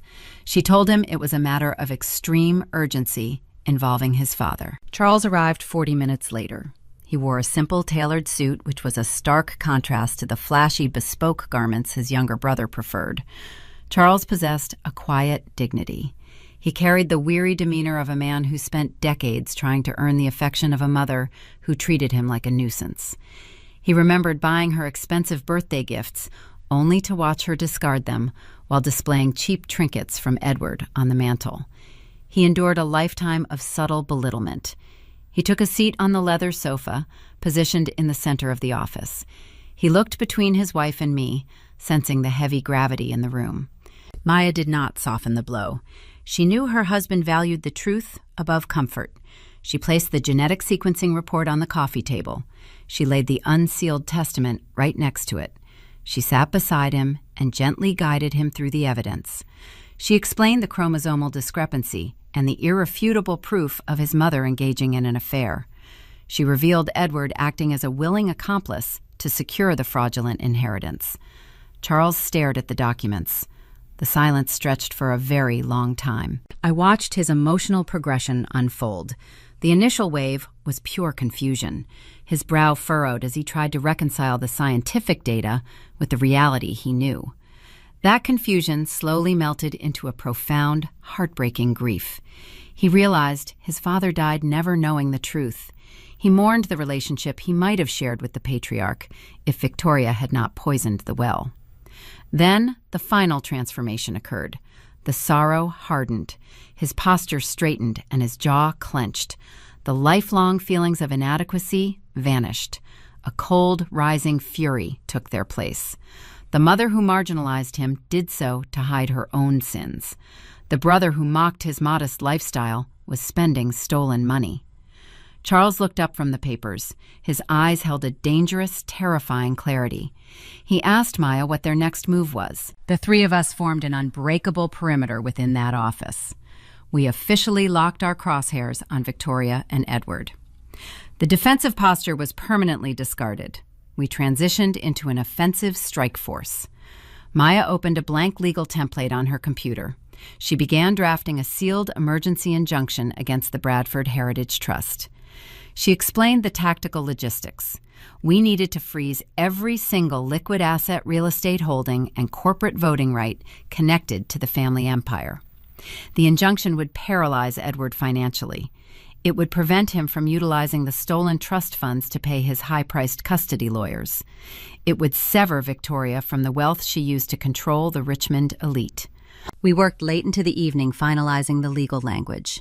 We needed the documentation to be flawless. Any typographical error or procedural misstep would provide their attorneys a window to dismiss the filing. Charles provided the necessary signatures to authorize the investigation into the fraudulent inheritance execution. We assembled the genetic reports, the routed offshore bank transfers, and the unsealed testament into a single, devastating dossier. The trap was set. We planned to file the paperwork the following morning, catching the imposters entirely off guard. I felt a rare surge of triumph as Maya printed the finalized injunction. We possessed the weapon to reclaim Daisy and burn their fraudulent castle to the ground. But Victoria was not a woman who waited passively for her enemies to strike. My cellular phone vibrated on the glass desk, shattering the quiet focus of the room. I glanced at the glowing screen, expecting a message from the hospital. Instead, I saw a notification from a prominent local news publication. The headline scrolling across the digital alert made my blood run cold. Victoria had just launched a coordinated media smear campaign portraying my clinic as a danger to public health. She was accelerating the timeline, and she was aiming directly for my medical license. The war was spilling out of the shadows and into the public eye. I stared at the glowing screen of my cellular device, absorbing the venomous headline. The premier online Society Gazette featured a blistering exposé regarding my pediatric practice. Victoria utilized her vast network of wealthy influencers to plant a deeply damaging narrative within the local media ecosystem. The digital article cited anonymous hospital insiders who claimed I neglected young patients due to an ongoing mental health crisis. They painted me as a desperate social climber who married into inherited fortune and crumbled under the immense pressure of aristocratic expectations. The piece carefully threaded the needle of libel laws by framing the accusations as concerning whispers rather than stated facts. It was a calculated assassination of my professional character. The publication questioned the safety of the children under my care, implying my diagnostic decisions were compromised by severe emotional instability. The journalist even twisted my late nights researching rare diseases into a fabricated story about me abandoning my familial duties. My phone began buzzing incessantly. Messages from worried colleagues, confused board members, and terrified parents flooded my inbox. Victoria recognized that her fraudulent kingdom rested upon a razor-thin edge. She sensed the shifting tides following our tense cafe meeting and decided to scorch the earth before I could mount a viable defense. She aimed to isolate me entirely. She wanted to transform my reputable name into a toxic liability. By attacking my clinical competency, she intended to sever my primary source of purpose and income. The public smear campaign served as a psychological battering ram designed to shatter my defenses. She expected me to retreat into the shadows out of sheer humiliation. She wanted me too exhausted to fight back. Before the sun rose the following morning, a courier knocked on my front door. He handed me a crisp linen envelope bearing the gold-embossed insignia of that ruthless family law firm. I carried the document into my kitchen, pouring a cup of dark roast coffee to steady my shaking nerves. I sliced the wax seal open and extracted a dense legal contract. It was a masterfully crafted instrument of extortion. The stipulations were draconian and unforgiving. The attorneys presented a binding, non-disclosure agreement demanding my perpetual silence regarding any internal Bradford affairs. The fine print required me to relinquish primary guardianship of Daisy, granting Edward unilateral decision-making authority over her education, medical care, and daily upbringing. Furthermore, I had to forfeit all claims to alimony and marital assets exiting the union with zero financial support. If I refused those demands, the alternative was apocalyptic. The document outlined a pending formal complaint drafted for the Virginia Medical Board. The lawyers compiled falsified testimonies from compromised hospital administrators alleging gross clinical negligence. The fabricated grievance claimed I mismanaged a sensitive pediatric trial and endangered vulnerable infants. If I declined to sign the surrender papers, they promised to file the official complaint immediately. The ensuing investigation would trigger an automatic suspension of my credentials pending a public tribunal. The protracted administrative battle would bankrupt me, ensuring I never practiced medicine again. They engineered a flawless trap. I had to choose between my beloved daughter and my entire professional existence. The extortion reached its maximum intensity, forcing me into an impossible corner. My cellular phone rang, breaking the tense silence of my kitchen. Edward's name illuminated the display. I pressed the connect button and raised the device to my ear. I did not offer a polite greeting. He spoke with a chilling, arrogant drawl. He asked if I reviewed the morning delivery. He sounded victorious, assuming his mother successfully broke my spirit. He informed me that I possessed exactly 24 hours to return the signed documents to his legal team. He advised me to consider the dire consequences of defiance. He painted a grim picture of my future as a disgraced, unemployed outcast, stripped of maternal rights and shunned by the community. He suggested I take the graceful exit and disappear from Richmond society forever. He truly believed he held the ultimate checkmate. I ended the connection without uttering a single syllable in response. I sat at the granite island staring at the extortionate contract. The sheer weight of the threat threatened to crush my lungs. A profound sense of terror washed over me. I dedicated my entire adult life to understanding the microscopic building blocks of human existence. I endured countless sleepless nights studying complex genetic mutations to heal sick children. My identity was inextricably linked to my white coat. Facing the permanent revocation of my license felt like a terminal diagnosis. I imagined the disgrace of standing before a disciplinary committee trying to defend my honor against billionaire-funded lies. The alternative, however, meant handing my precious child over to a family composed of imposters and thieves. The cost of this war reached a staggering, unimaginable peak. A soft, rustling sound drew my attention toward the adjoining dining room. Daisy sat at the wooden table, bathed in the warm morning light. She held a bright yellow crayon carefully shading the petals of a drawn sunflower. She hummed a cheerful melody, blissfully unaware of the catastrophic storm raging around her. She did not know her grandmother was trying to tear our family apart. She possessed a pure, innocent spirit, untainted by the toxic machinations of high society. She represented everything good and genuine in my world. Her small shoulders relaxed as she focused on her artwork, finding joy in simple colors. I watched my daughter color and thought about the dark future awaiting her inside the Bradford estate. Victoria demanded absolute perfection from her descendants. She molded children into decorative ornaments designed to reflect her own glory. I remembered watching her interact with Edward during his vulnerable moments over the past decade. Whenever he expressed self-doubt or displayed a hint of weakness, she utilized sharp, cutting remarks to belittle him. She weaponized his insecurities to maintain dominance.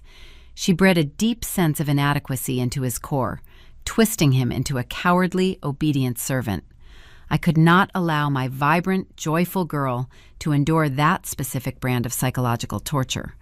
I refused to let Victoria crush Daisy's bright spirit under the suffocating expectations of an aristocratic facade. Yielding to the ultimatum meant submitting my child to a lifetime of emotional abuse.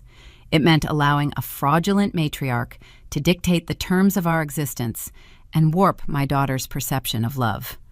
Signing that non-disclosure agreement would validate their deceit and reward their cruelty. The terror gripping my heart slowly transmuted into an incandescent protective rage. The maternal instinct is a primal, unstoppable force. A mother cornered by predators does not offer her throat. She bares her teeth. I looked at the menacing legal document resting next to my coffee mug. The printed words represented a desperate bluff from a terrified imposter. They escalated their attacks because they realized their stolen empire was highly vulnerable. I picked up a silver pen not to sign the contract, but to push it aside. I made a silent vow to my daughter sitting mere feet away. I would shield her from their venom, even if it meant risking my own professional destruction. The time for caution expired. The 24-hour deadline was not a countdown to my surrender. It was a ticking clock leading to their execution. I pulled my phone from the counter and opened a text thread with Maya. I instructed my sister-in-law to ignore the extortion attempt and proceed with our offensive strategy. We needed to file the emergency injunction immediately. I was prepared to burn the Bradford legacy to the ground and dance in the resulting ashes.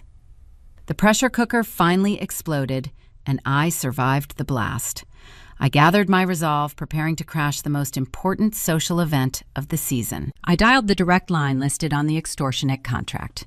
My heart hammered against my ribs, but my hand remained perfectly steady. The senior partner answered on the second ring. She offered a smug, rehearsed greeting, anticipating my total surrender. She asked if I was ready to finalize the custody transfer and sign the non-disclosure agreement. I kept my vocal delivery flat and devoid of any hesitation. I informed her that I formally rejected every single stipulation presented in her poisonous document. I told her she could take the fabricated medical board complaint and file it wherever she pleased, because I refused to negotiate with terrorists.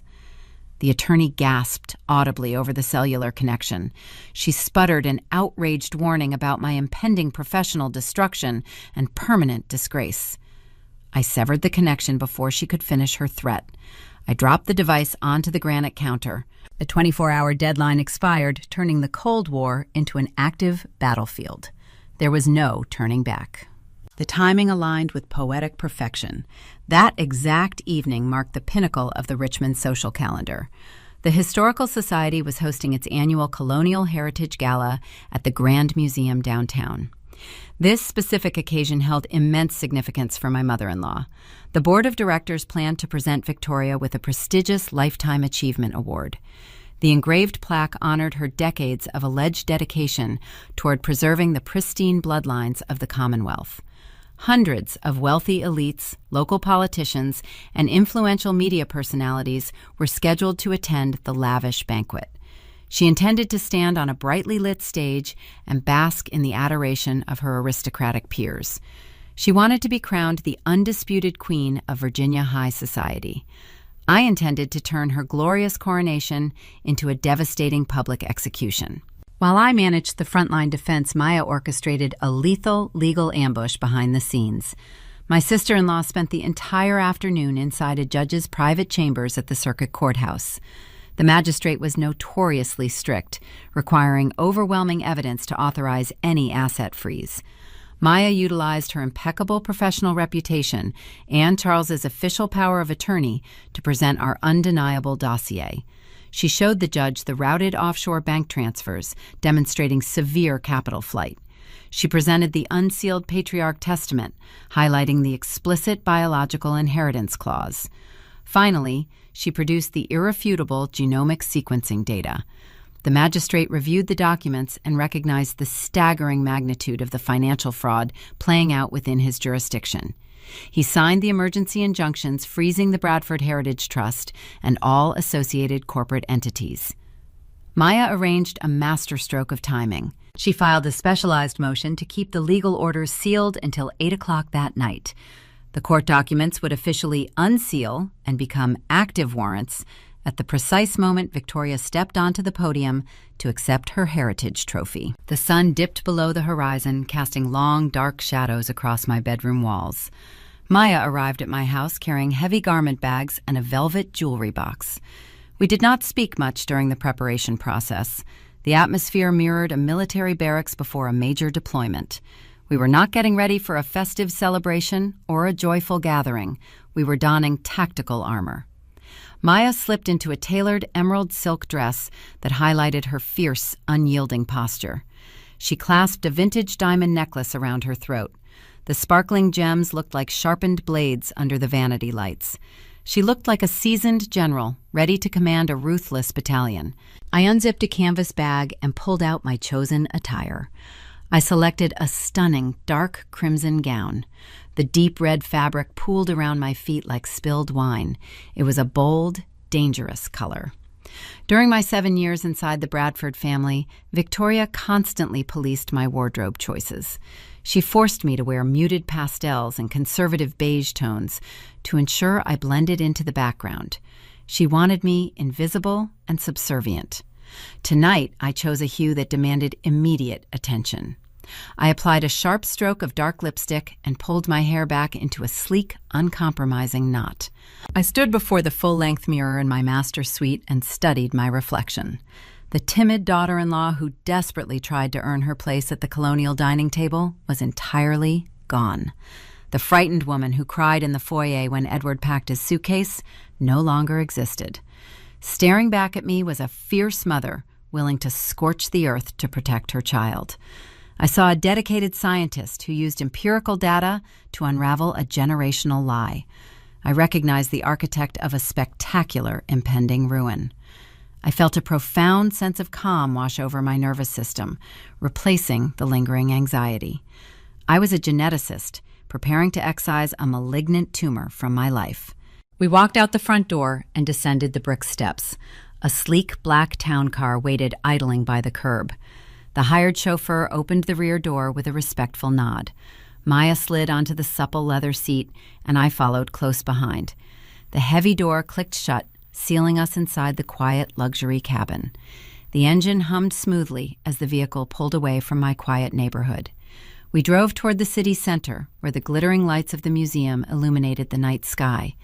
The sheer audacity of our plan hung in the air between us, creating a palpable electricity.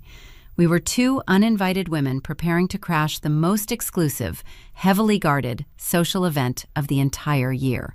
Victoria surrounded herself with loyal sycophants and hired private security guards to keep undesirables out of her precious ballroom. We possessed no printed tickets and no official entry passes.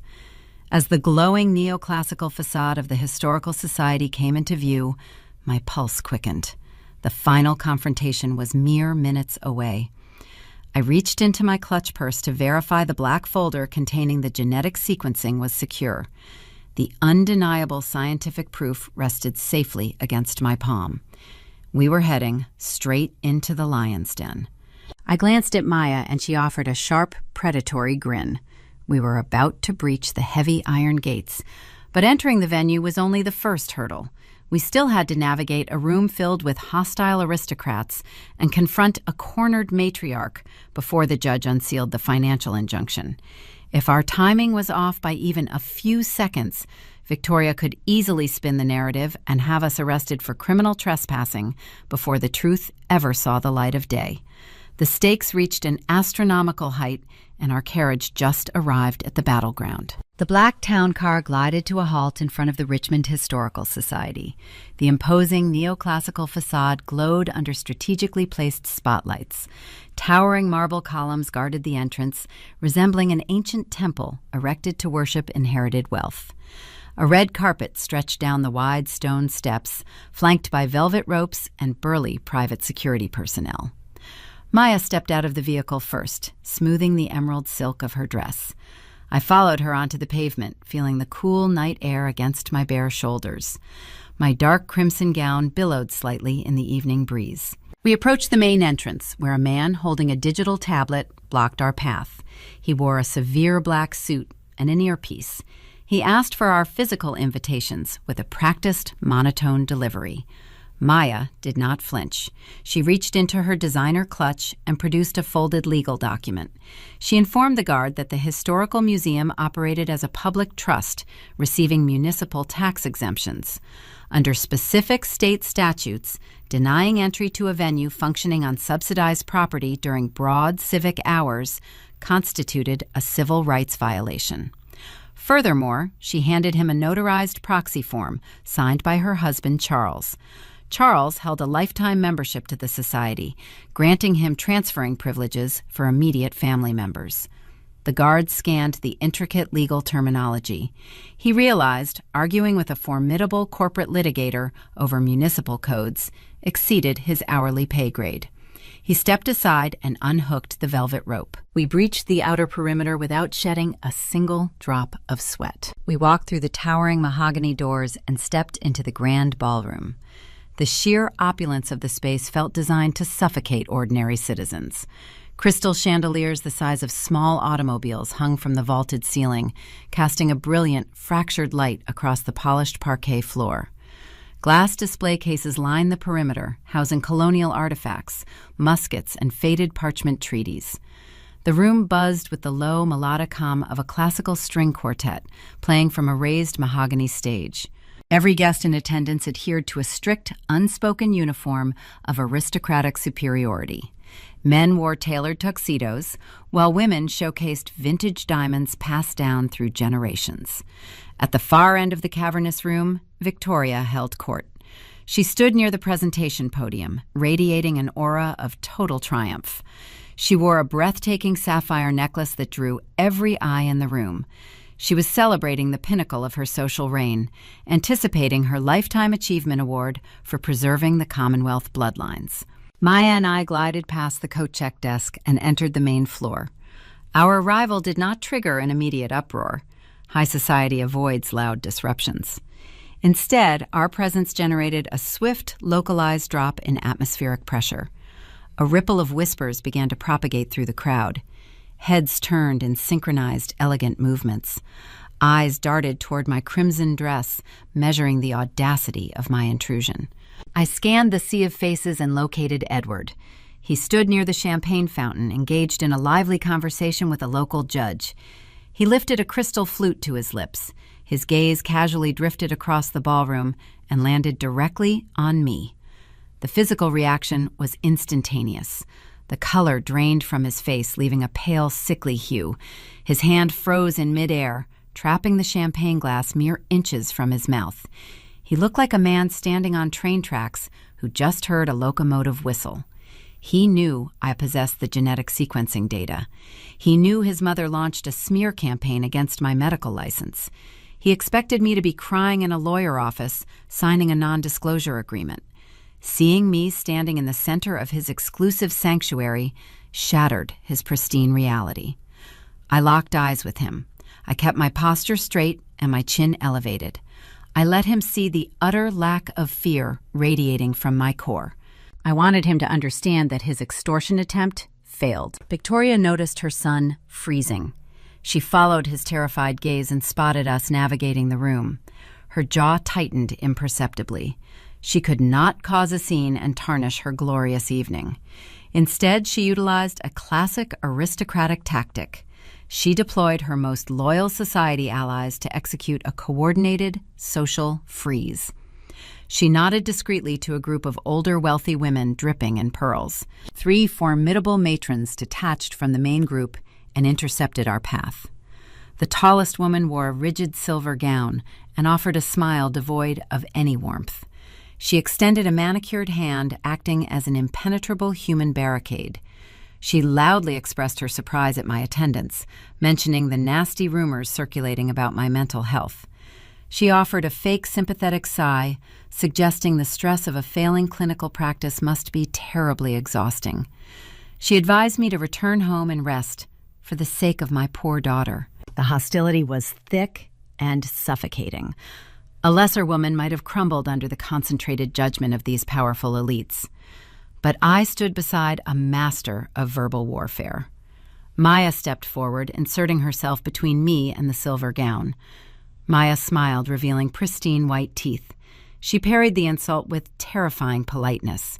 She thanked the woman for her touching concern, while casually noting that reading online gossip columns was a rather pedestrian hobby for someone of her elevated status.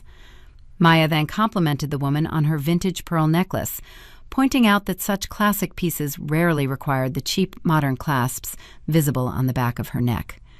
The implication that the jewelry was fake landed with pinpoint precision. The matron turned a bright shade of crimson and stepped backward. The social blockade dissolved. We continued our march toward the center of the ballroom. The whispers intensified, amplifying the tension in the room. Guests parted like a divided sea, allowing us an unobstructed path to the presentation stage. The suffocating elitism of the venue began to fracture under the weight of our defiance. I felt the comforting, solid weight of the black folder resting against my side inside my evening bag. Victoria realized her proxy soldiers failed to neutralize the threat. She could no longer tolerate the blatant insubordination on the night of her ultimate triumph. She handed her empty champagne flute to a passing waiter. She detached herself from her circle of admirers and marched directly across the polished parquet floor. She moved with rigid, furious purpose. 2 prominent members of the Historical Society board flanked her, providing an imposing physical presence. The impending collision drew the attention of every single guest in the vicinity. The hushed conversations died out. The lead violinist of the string quartet noticed the shifting dynamic and lowered his bow. The cello followed suit. Within 10 seconds, the classical music faded into a heavy, terrifying silence. Hundreds of wealthy elites turned to watch the spectacle unfold. Victoria stopped 3 feet away from me. Her icy blue eyes blazed with uncontrolled fury. The facade of the benevolent matriarch shattered, exposing the ruthless dictator underneath. She did not bother whispering. Her voice echoed clearly across the quiet room. She demanded to know how I dared to set foot inside this sacred institution. She called me a disgraced outsider and a desperate trespasser. She explicitly ordered me to turn around and exit the building immediately. I stood my ground, refusing to yield a single inch. I did not blink. I did not lower my gaze. Victoria raised her hand, gesturing sharply toward the entrance. She warned me that if I did not leave the premises within 10 seconds, she would instruct the security personnel to drag me out into the street. She promised to ensure the resulting police report finalized the destruction of my medical career. She thought she held the ultimate authority in this room. She believed her inherited wealth granted her the power to banish me from existence. She had no idea the emergency financial injunction was currently unsealing in a judge's chambers across the city.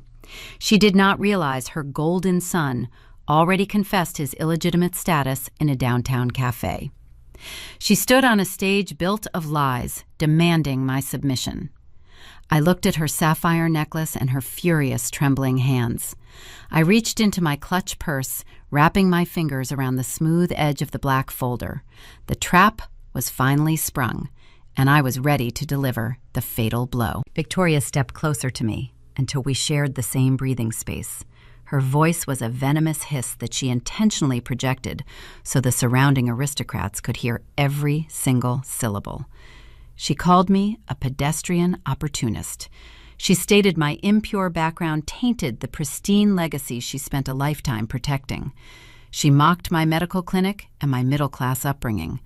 She told the society board members that I was a desperate woman losing my grip on reality, and my presence was an insult to the prestigious heritage of the Commonwealth. I stood there, listening to her hurl insults, while the wealthy elite watched with morbid fascination. I did not raise my voice. I did not shed a single tear. I felt the calm, devastating precision of a surgeon preparing to make the first incision. I reached into my evening bag and pulled out the sleek black folder. I held it out toward her. Victoria looked at the dark cardboard as if it were a venomous snake. Her societal conditioning compelled her to take it. She snatched the folder from my hand with a sharp, indignant huff. She demanded to know what sort of fabricated nonsense I brought to her gala. I did not answer her directly. Instead, I turned my body slightly to face the wider audience. I projected my voice across the quiet ballroom, ensuring the sound carried over the heads of the nearest guests and reached the corners of the grand space. I spoke with icy, clinical detachment. I announced to the room that we were gathered to celebrate the preservation of historical bloodlines. I stated that true heritage resides within our DNA, and chromosomes never lie. I instructed Victoria to open the folder and read the certified genomic sequence resting on the top page. I explained the fundamental science of the Y chromosome haplogroup to the captivated crowd. I detailed how this specific genetic marker passes directly from father to son, remaining unchanged across centuries. I told the audience that the late Bradford patriarch possessed a documented colonial haplogroup designated as R1b. The Public Historical Archives verified this biological fact for the entire world to see. Then I directed everyone's attention to the man standing near the champagne fountain. I pointed at Edward.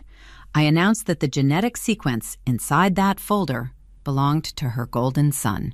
I revealed his marker registered as I2A, indicating a divergent European lineage that shared zero paternal connection with the founders of the estate. I stated the biological reality loud and clear. Edward was the product of a secret affair. The pure bloodline Victoria wielded as a weapon to judge and exclude others for decades was a total biological fraud. The ballroom plunged into a dead, horrifying silence. The quiet was so profound, I could hear the faint rustle of silk gowns and the sharp intake of breath from the board members standing nearby. Edward broke through the frozen crowd. He rushed to his mother's side and snatched the black folder from her trembling hands. His eyes frantically scanned the rows of data. He understood the numbers because we discussed them in the coffee shop just yesterday. He knew he could not refute the empirical evidence in front of an audience. He opened his mouth to speak, but his throat produced no sound. The arrogant heir who threatened to ruin my life and steal my daughter was reduced to a speechless imposter. He stared at the floor, avoiding the judging eyes of the Richmond elite. He looked like a man watching his entire universe burn to ash. The psychological devastation radiating from Victoria was absolute.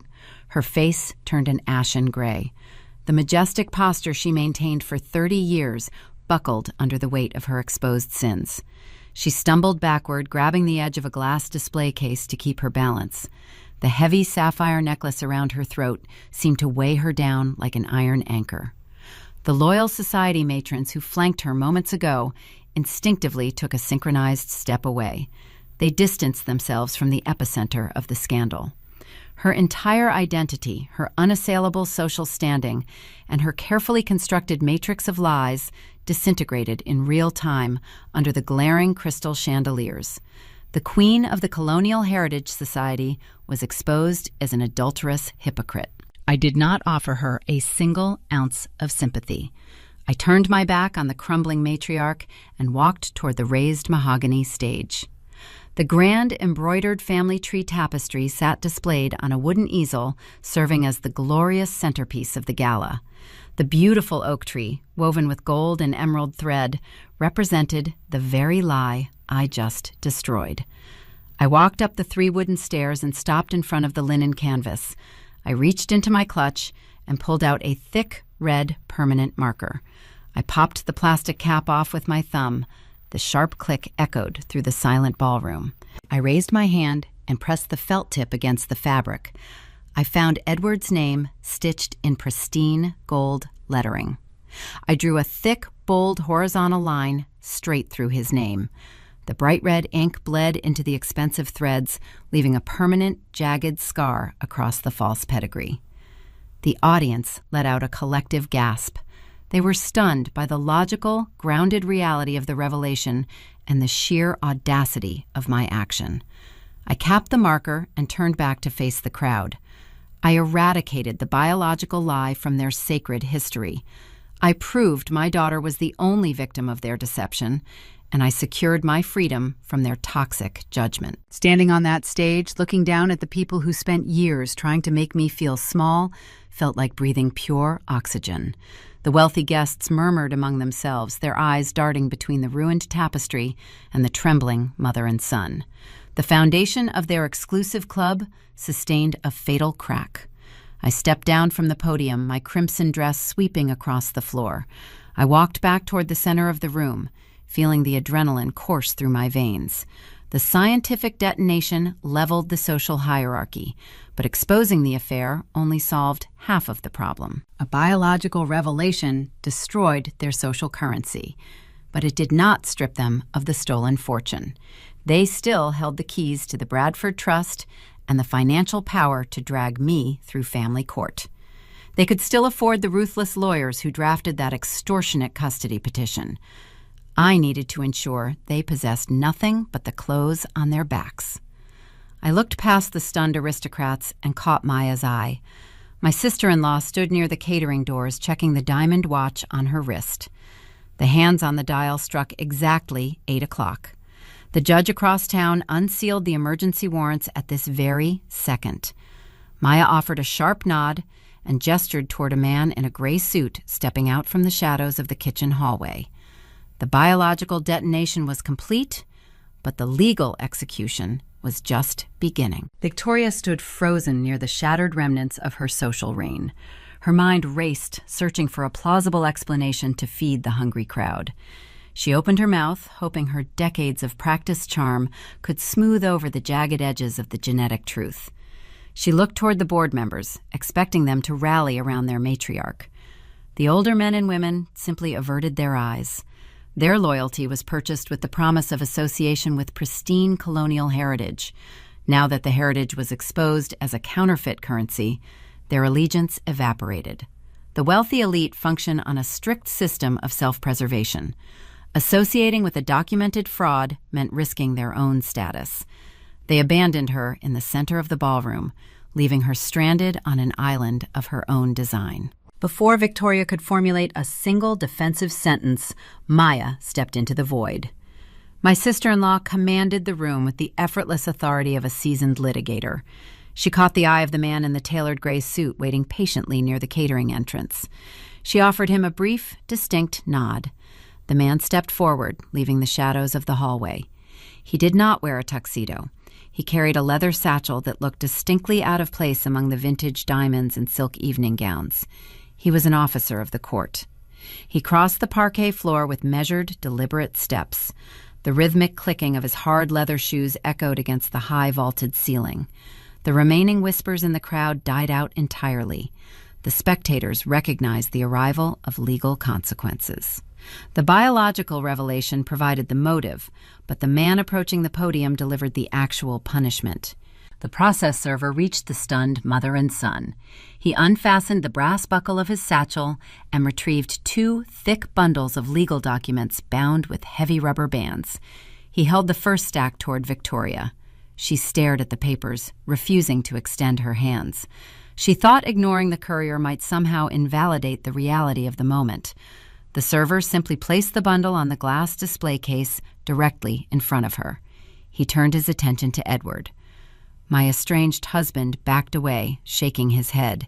He muttered a quiet refusal under his breath.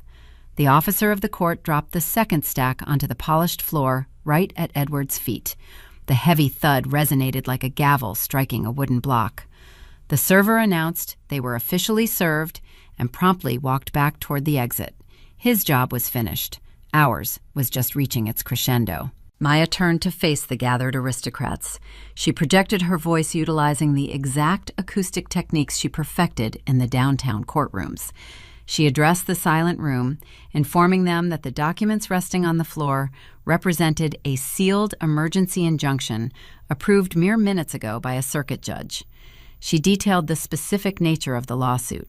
She explained that the late patriarch drafted a rigid morality and blood clause into his final testament. He mandated that the primary estate and all voting rights within the Bradford Holding Company must pass strictly to his biological descendants. Maya pointed a manicured finger at Victoria.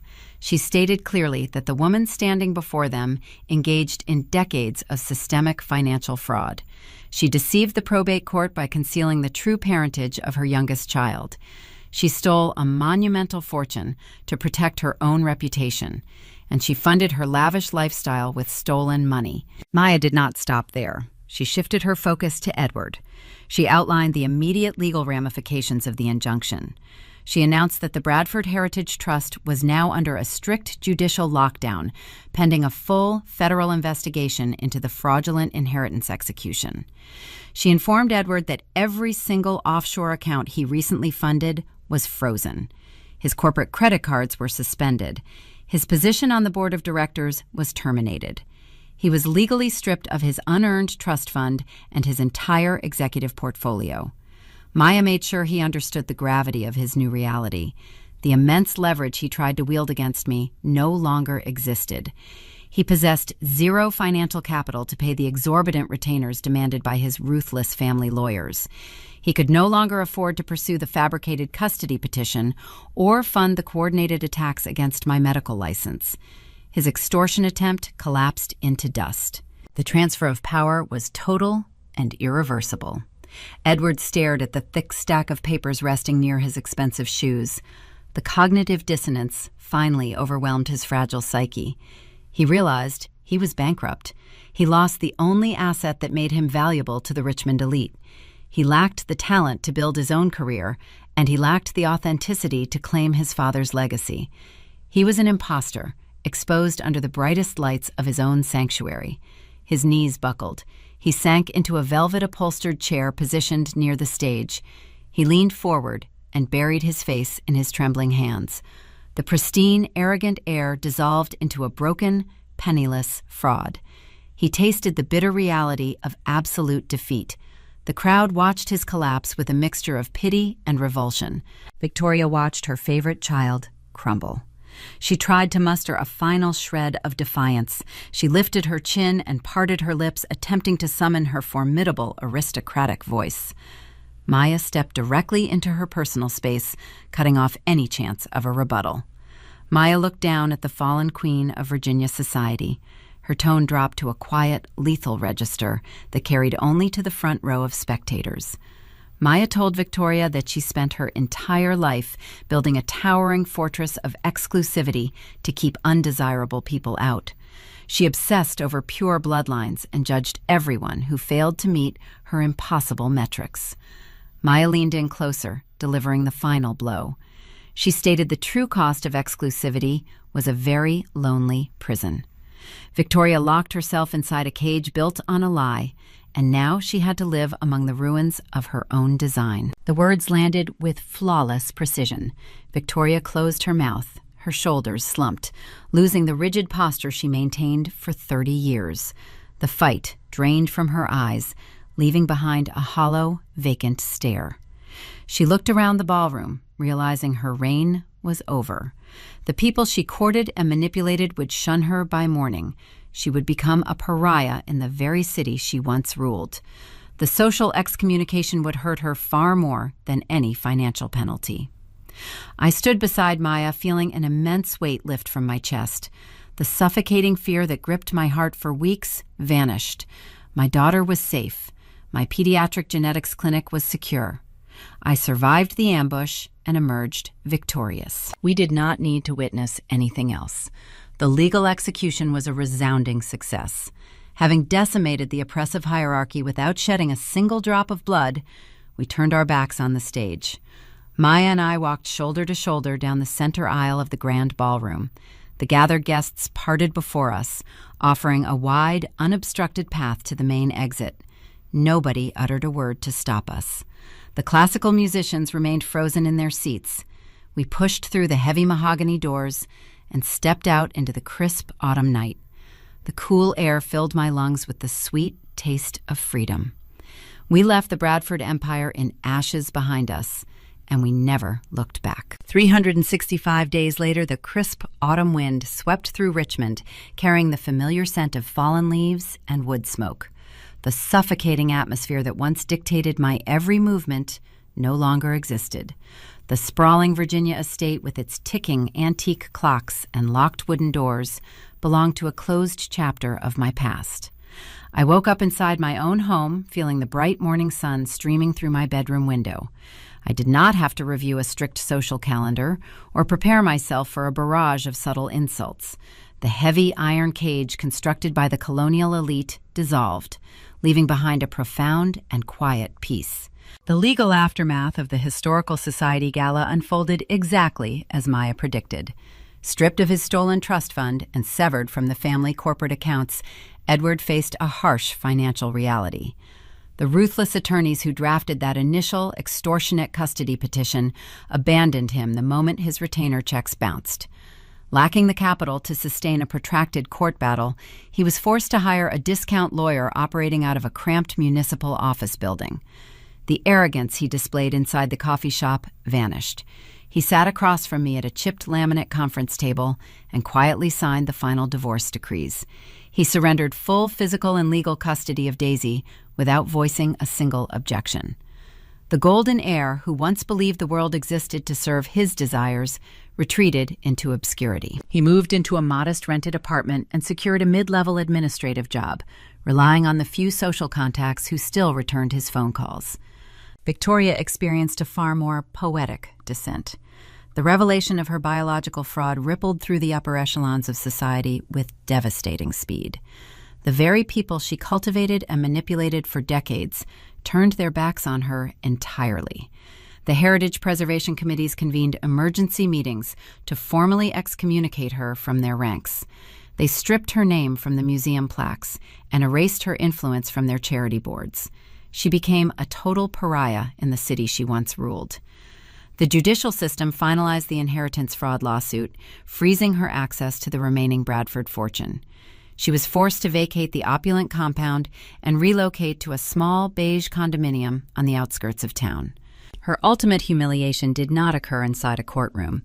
It happened on a rainy Tuesday afternoon inside a municipal public health center.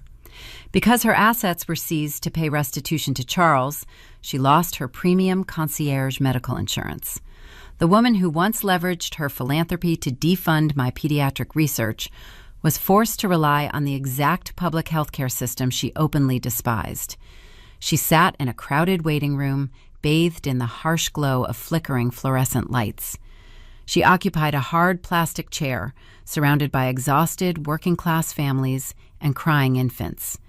The air smelled of industrial bleach and stale coffee. She clutched a cheap synthetic handbag resting on her lap, staring at a paper ticket displaying her assigned queue number. A tired triage nurse called her name over a crackling intercom system. Victoria stood up and walked down the scuffed linoleum hallway, blending into the crowd as just another ordinary citizen. The high priestess of pure bloodlines became a nameless face in a sterile public corridor. Charles claimed his rightful position at the helm of the Bradford Holding Company. He did not rule with the same cold detachment his mother utilized. He brought a quiet, dignified compassion to the boardroom. Alongside Maya, he meticulously dismantled the toxic, exclusionary hiring practices that plagued the corporate structure for generations. They established new ethical guidelines and redirected a significant portion of the corporate profits toward community development programs. The empire built on deception transformed into an institution dedicated to genuine progress. My own professional life flourished, free from aristocratic interference. I opened an independent pediatric genetics clinic in a bright, modern facility overlooking the river. Private investors reading the news of my ethical stand at the gala offered substantial grants to fund my rare disease research. I no longer answered to a compromised hospital board or relied on the fickle charity of society matrons. I hired a dedicated team of brilliant scientists and compassionate nurses. We spent our days sequencing DNA to save lives instead of policing pedigrees. The laboratory hummed with the sound of genuine purpose. The most profound victory materialized during the holiday season. Charles and Maya hosted Thanksgiving dinner at their newly constructed residence. Their home reflected their shared values. It featured open floor plans, expansive glass windows, and walls painted in warm, inviting tones. There were no velvet ropes restricting access to certain rooms, and no oil paintings of stern ancestors judging our presence. The space felt alive and welcoming. I parked my car in their circular driveway and walked up the front steps holding a covered dish of roasted root vegetables. Daisy skipped ahead of me, wearing a comfortable knitted sweater and denim jeans. She rang the doorbell, and Charles answered, opening the heavy oak door with a wide, genuine smile. He lifted Daisy into the air, spinning her around while she laughed, echoing a joyful melody through the foyer. Maya emerged from the kitchen, wiping her hands on an apron, and pulled me into a tight, warm embrace. The scent of roasting turkey and cinnamon spice filled the air. We spent the afternoon cooking together, sharing stories and pouring glasses of rich red wine. There was no social theater and no hidden agendas. We were simply people enjoying the company of those we trusted. After the dinner plates were cleared and the dessert was served, Daisy ran into the living room holding a large piece of rolled construction paper. She spent the entire week working on a special project for her first grade social studies class. She unrolled the paper on the mahogany coffee table, smoothing the edges with her small hands. She proudly announced she drew a family tree. I walked over and looked down at the colorful artwork. It looked nothing like the dark, imposing tapestry Victoria unveiled 1 year ago. Daisy used bright green and brown crayons to sketch a sprawling, vibrant oak. She did not draw straight, rigid lines tracing biological descent.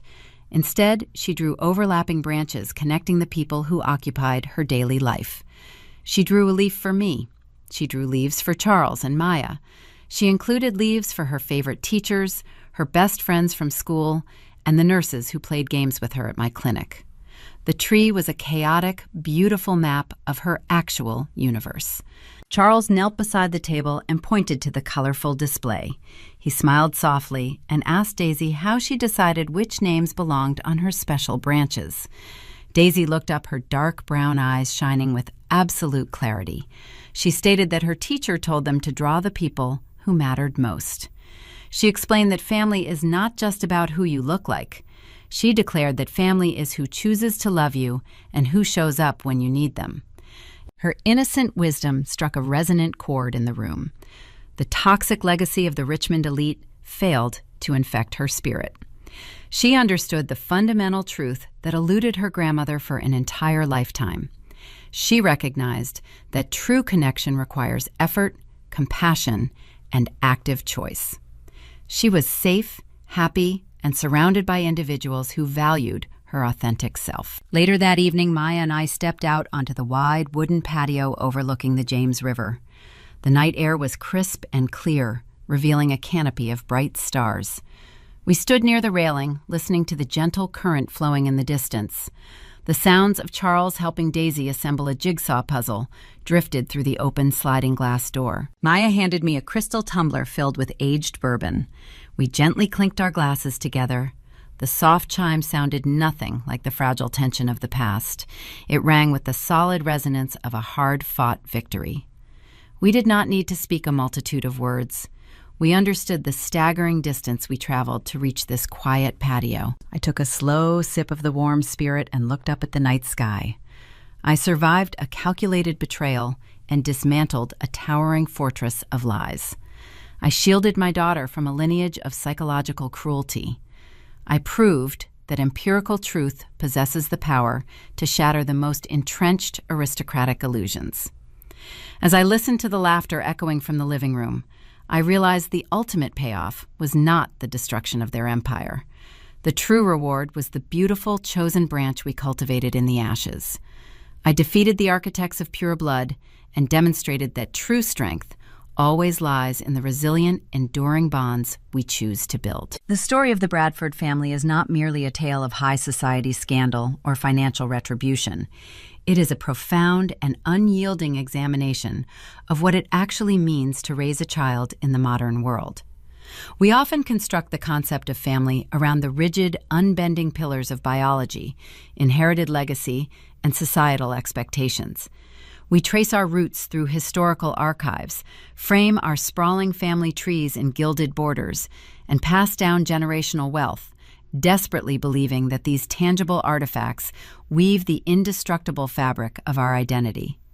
Yet, as Amelia's journey through the treacherous corridors of the Richmond elite reveals, a pedigree is nothing more than ink on paper if the roots of that tree are watered with deception. In American culture, there is an enduring, almost mythic reverence for the traditional family structure. We are taught from a very young age to revere the unbroken lineage, to respect the pristine public image, and to equate financial prosperity with moral virtue. Victoria Bradford weaponized this exact cultural reverence.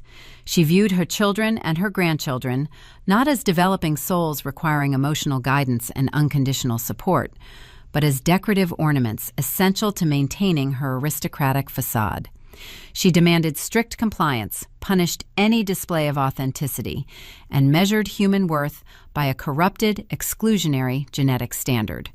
Her approach to parenting was not an act of nurturing. It was an act of architectural management. This brings us to the ultimate terrifying question of parental responsibility. What do we truly owe the children we bring into this world? The conventional, comfortable answer usually points toward providing stability, ensuring financial security, and maintaining a cohesive household. Edward Bradford operated under this tragic delusion. He believed he was securing his daughter's future by hoarding stolen wealth, blindly submitting to his mother's draconian rules, and attempting to exile his wife. He assumed that a vast trust fund and a prestigious colonial last name could seamlessly substitute for genuine affection and moral integrity. He was a father in biology, only, having traded his paternal conscience for the luxurious comfort of an unearned inheritance. He lacked the emotional awareness required to see the damage he was inflicting upon the next generation. Amelia recognized the lethal flaw in this societal equation. As a brilliant pediatric geneticist, she intimately understood the literal microscopic building blocks of human life. But as a mother, she possessed a far deeper, more vital wisdom. Emotional awareness and fairness are the true DNA of a healthy family. She witnessed her 6-year-old daughter, Daisy, standing in a grand drawing room, asking an innocent, inquisitive question about inherited eye color. In that fleeting, quiet moment, Amelia saw the entire trajectory of her daughter's life flash before her eyes. If they remained within that gilded cage, submitting to the extortion and the lies, Daisy would eventually be subjected to the same suffocating judgment. She would be forced to shrink her vibrant, joyful spirit to fit a fabricated, sterile mold. True parenting demands a terrifying, uncompromising level of honesty. It requires us to look at the structures we inhabit, no matter how comfortable, wealthy, or culturally esteemed they might be, and evaluate whether they nurture the spirit or slowly poison the soul. Amelia's choice to dismantle the Bradford Empire was not born of malice, jealousy, or a petty desire for social retribution. It was the ultimate fierce act of maternal protection. She realized that raising a child with fairness and emotional clarity meant physically removing her from an environment built on conditional love and systemic hypocrisy. We often tell parents to shelter their children from the harsh, unforgiving realities of the world. We build fences and gated communities to keep the darkness out. But shielding a child from the truth by normalizing a lie is an insidious form of psychological neglect. When Edward packed his leather suitcase, abandoned his home, and served Amelia with fabricated, vicious custody papers, he demonstrated the catastrophic end result of Victoria's toxic parenting. He grew into a hollow man, entirely devoid of the emotional resilience and moral courage required to stand up for his own flesh and blood. He chose the path of least resistance because he had never been taught the intrinsic value of honesty. Amelia refused to pass that generational cowardice down to Daisy. By utilizing her scientific expertise to expose the truth of Edward's parentage, She did not just break a social hierarchy. She shattered a generational cycle of emotional abuse. She taught her daughter that our worth is not dictated by the arbitrary random circumstances of our birth, nor is it determined by the approval of those who demand our silent obedience. She provided long-term guidance, not through empty lectures, but through profound, unwavering, and visible action. She demonstrated that fairness is not a concept we inherit. It is a standard we must actively enforce. If you find yourself captivated by these deep dives into the human psyche, the hidden shadows of high society, and the fierce, unstoppable lengths people will go to protect the ones they love, I invite you to join our community. Follow Luck Vengeance for more compelling narratives that peel back the heavy velvet curtains of deception to reveal the raw, unvarnished truth beneath. We explore the intricate complexities of loyalty, the sting of betrayal, and the ultimate, satisfying triumph of justice. The satisfying conclusion of the Bradford saga leaves us standing before a mirror, forced to examine the foundational pillars of our own lives. We must ask ourselves what we are truly passing down to the next generation. Are we handing them a legacy of genuine emotional connection, empathy, and truth? Or are we saddling them with the heavy, brittle expectations of an image we are simply too frightened to abandon? The traditional American family is a beautiful, vital concept, but it only functions when it serves as a safe sanctuary of truth. When it transforms into a theatrical stage for compliance and control, it ceases to be a family and becomes a prison. Society operates on the comforting, widely accepted axiom that blood is thicker than water. We are conditioned to believe that our biological ties are the ultimate sacred bonds that must be preserved at all absolute costs. We are instructed by cultural norms to forgive the unforgivable, to swallow our pride, to look the other way, and to keep the family unit intact for the perceived sake of the children. We are told that enduring quiet suffering is the noble hallmark of a dedicated parent. But this narrative is fundamentally dangerously flawed. Biology is merely a structural blueprint. It is not a moral compass. The radical, undeniable truth is that the greatest act of family responsibility is sometimes the willingness to shatter the traditional family itself. True loyalty to a child does not mean enduring the toxicity of a broken, dishonest lineage. It means having the formidable courage to strike the match, burn the diseased tree to the ground, and scatter the ashes so that something new, authentic, and truly beautiful can finally take root.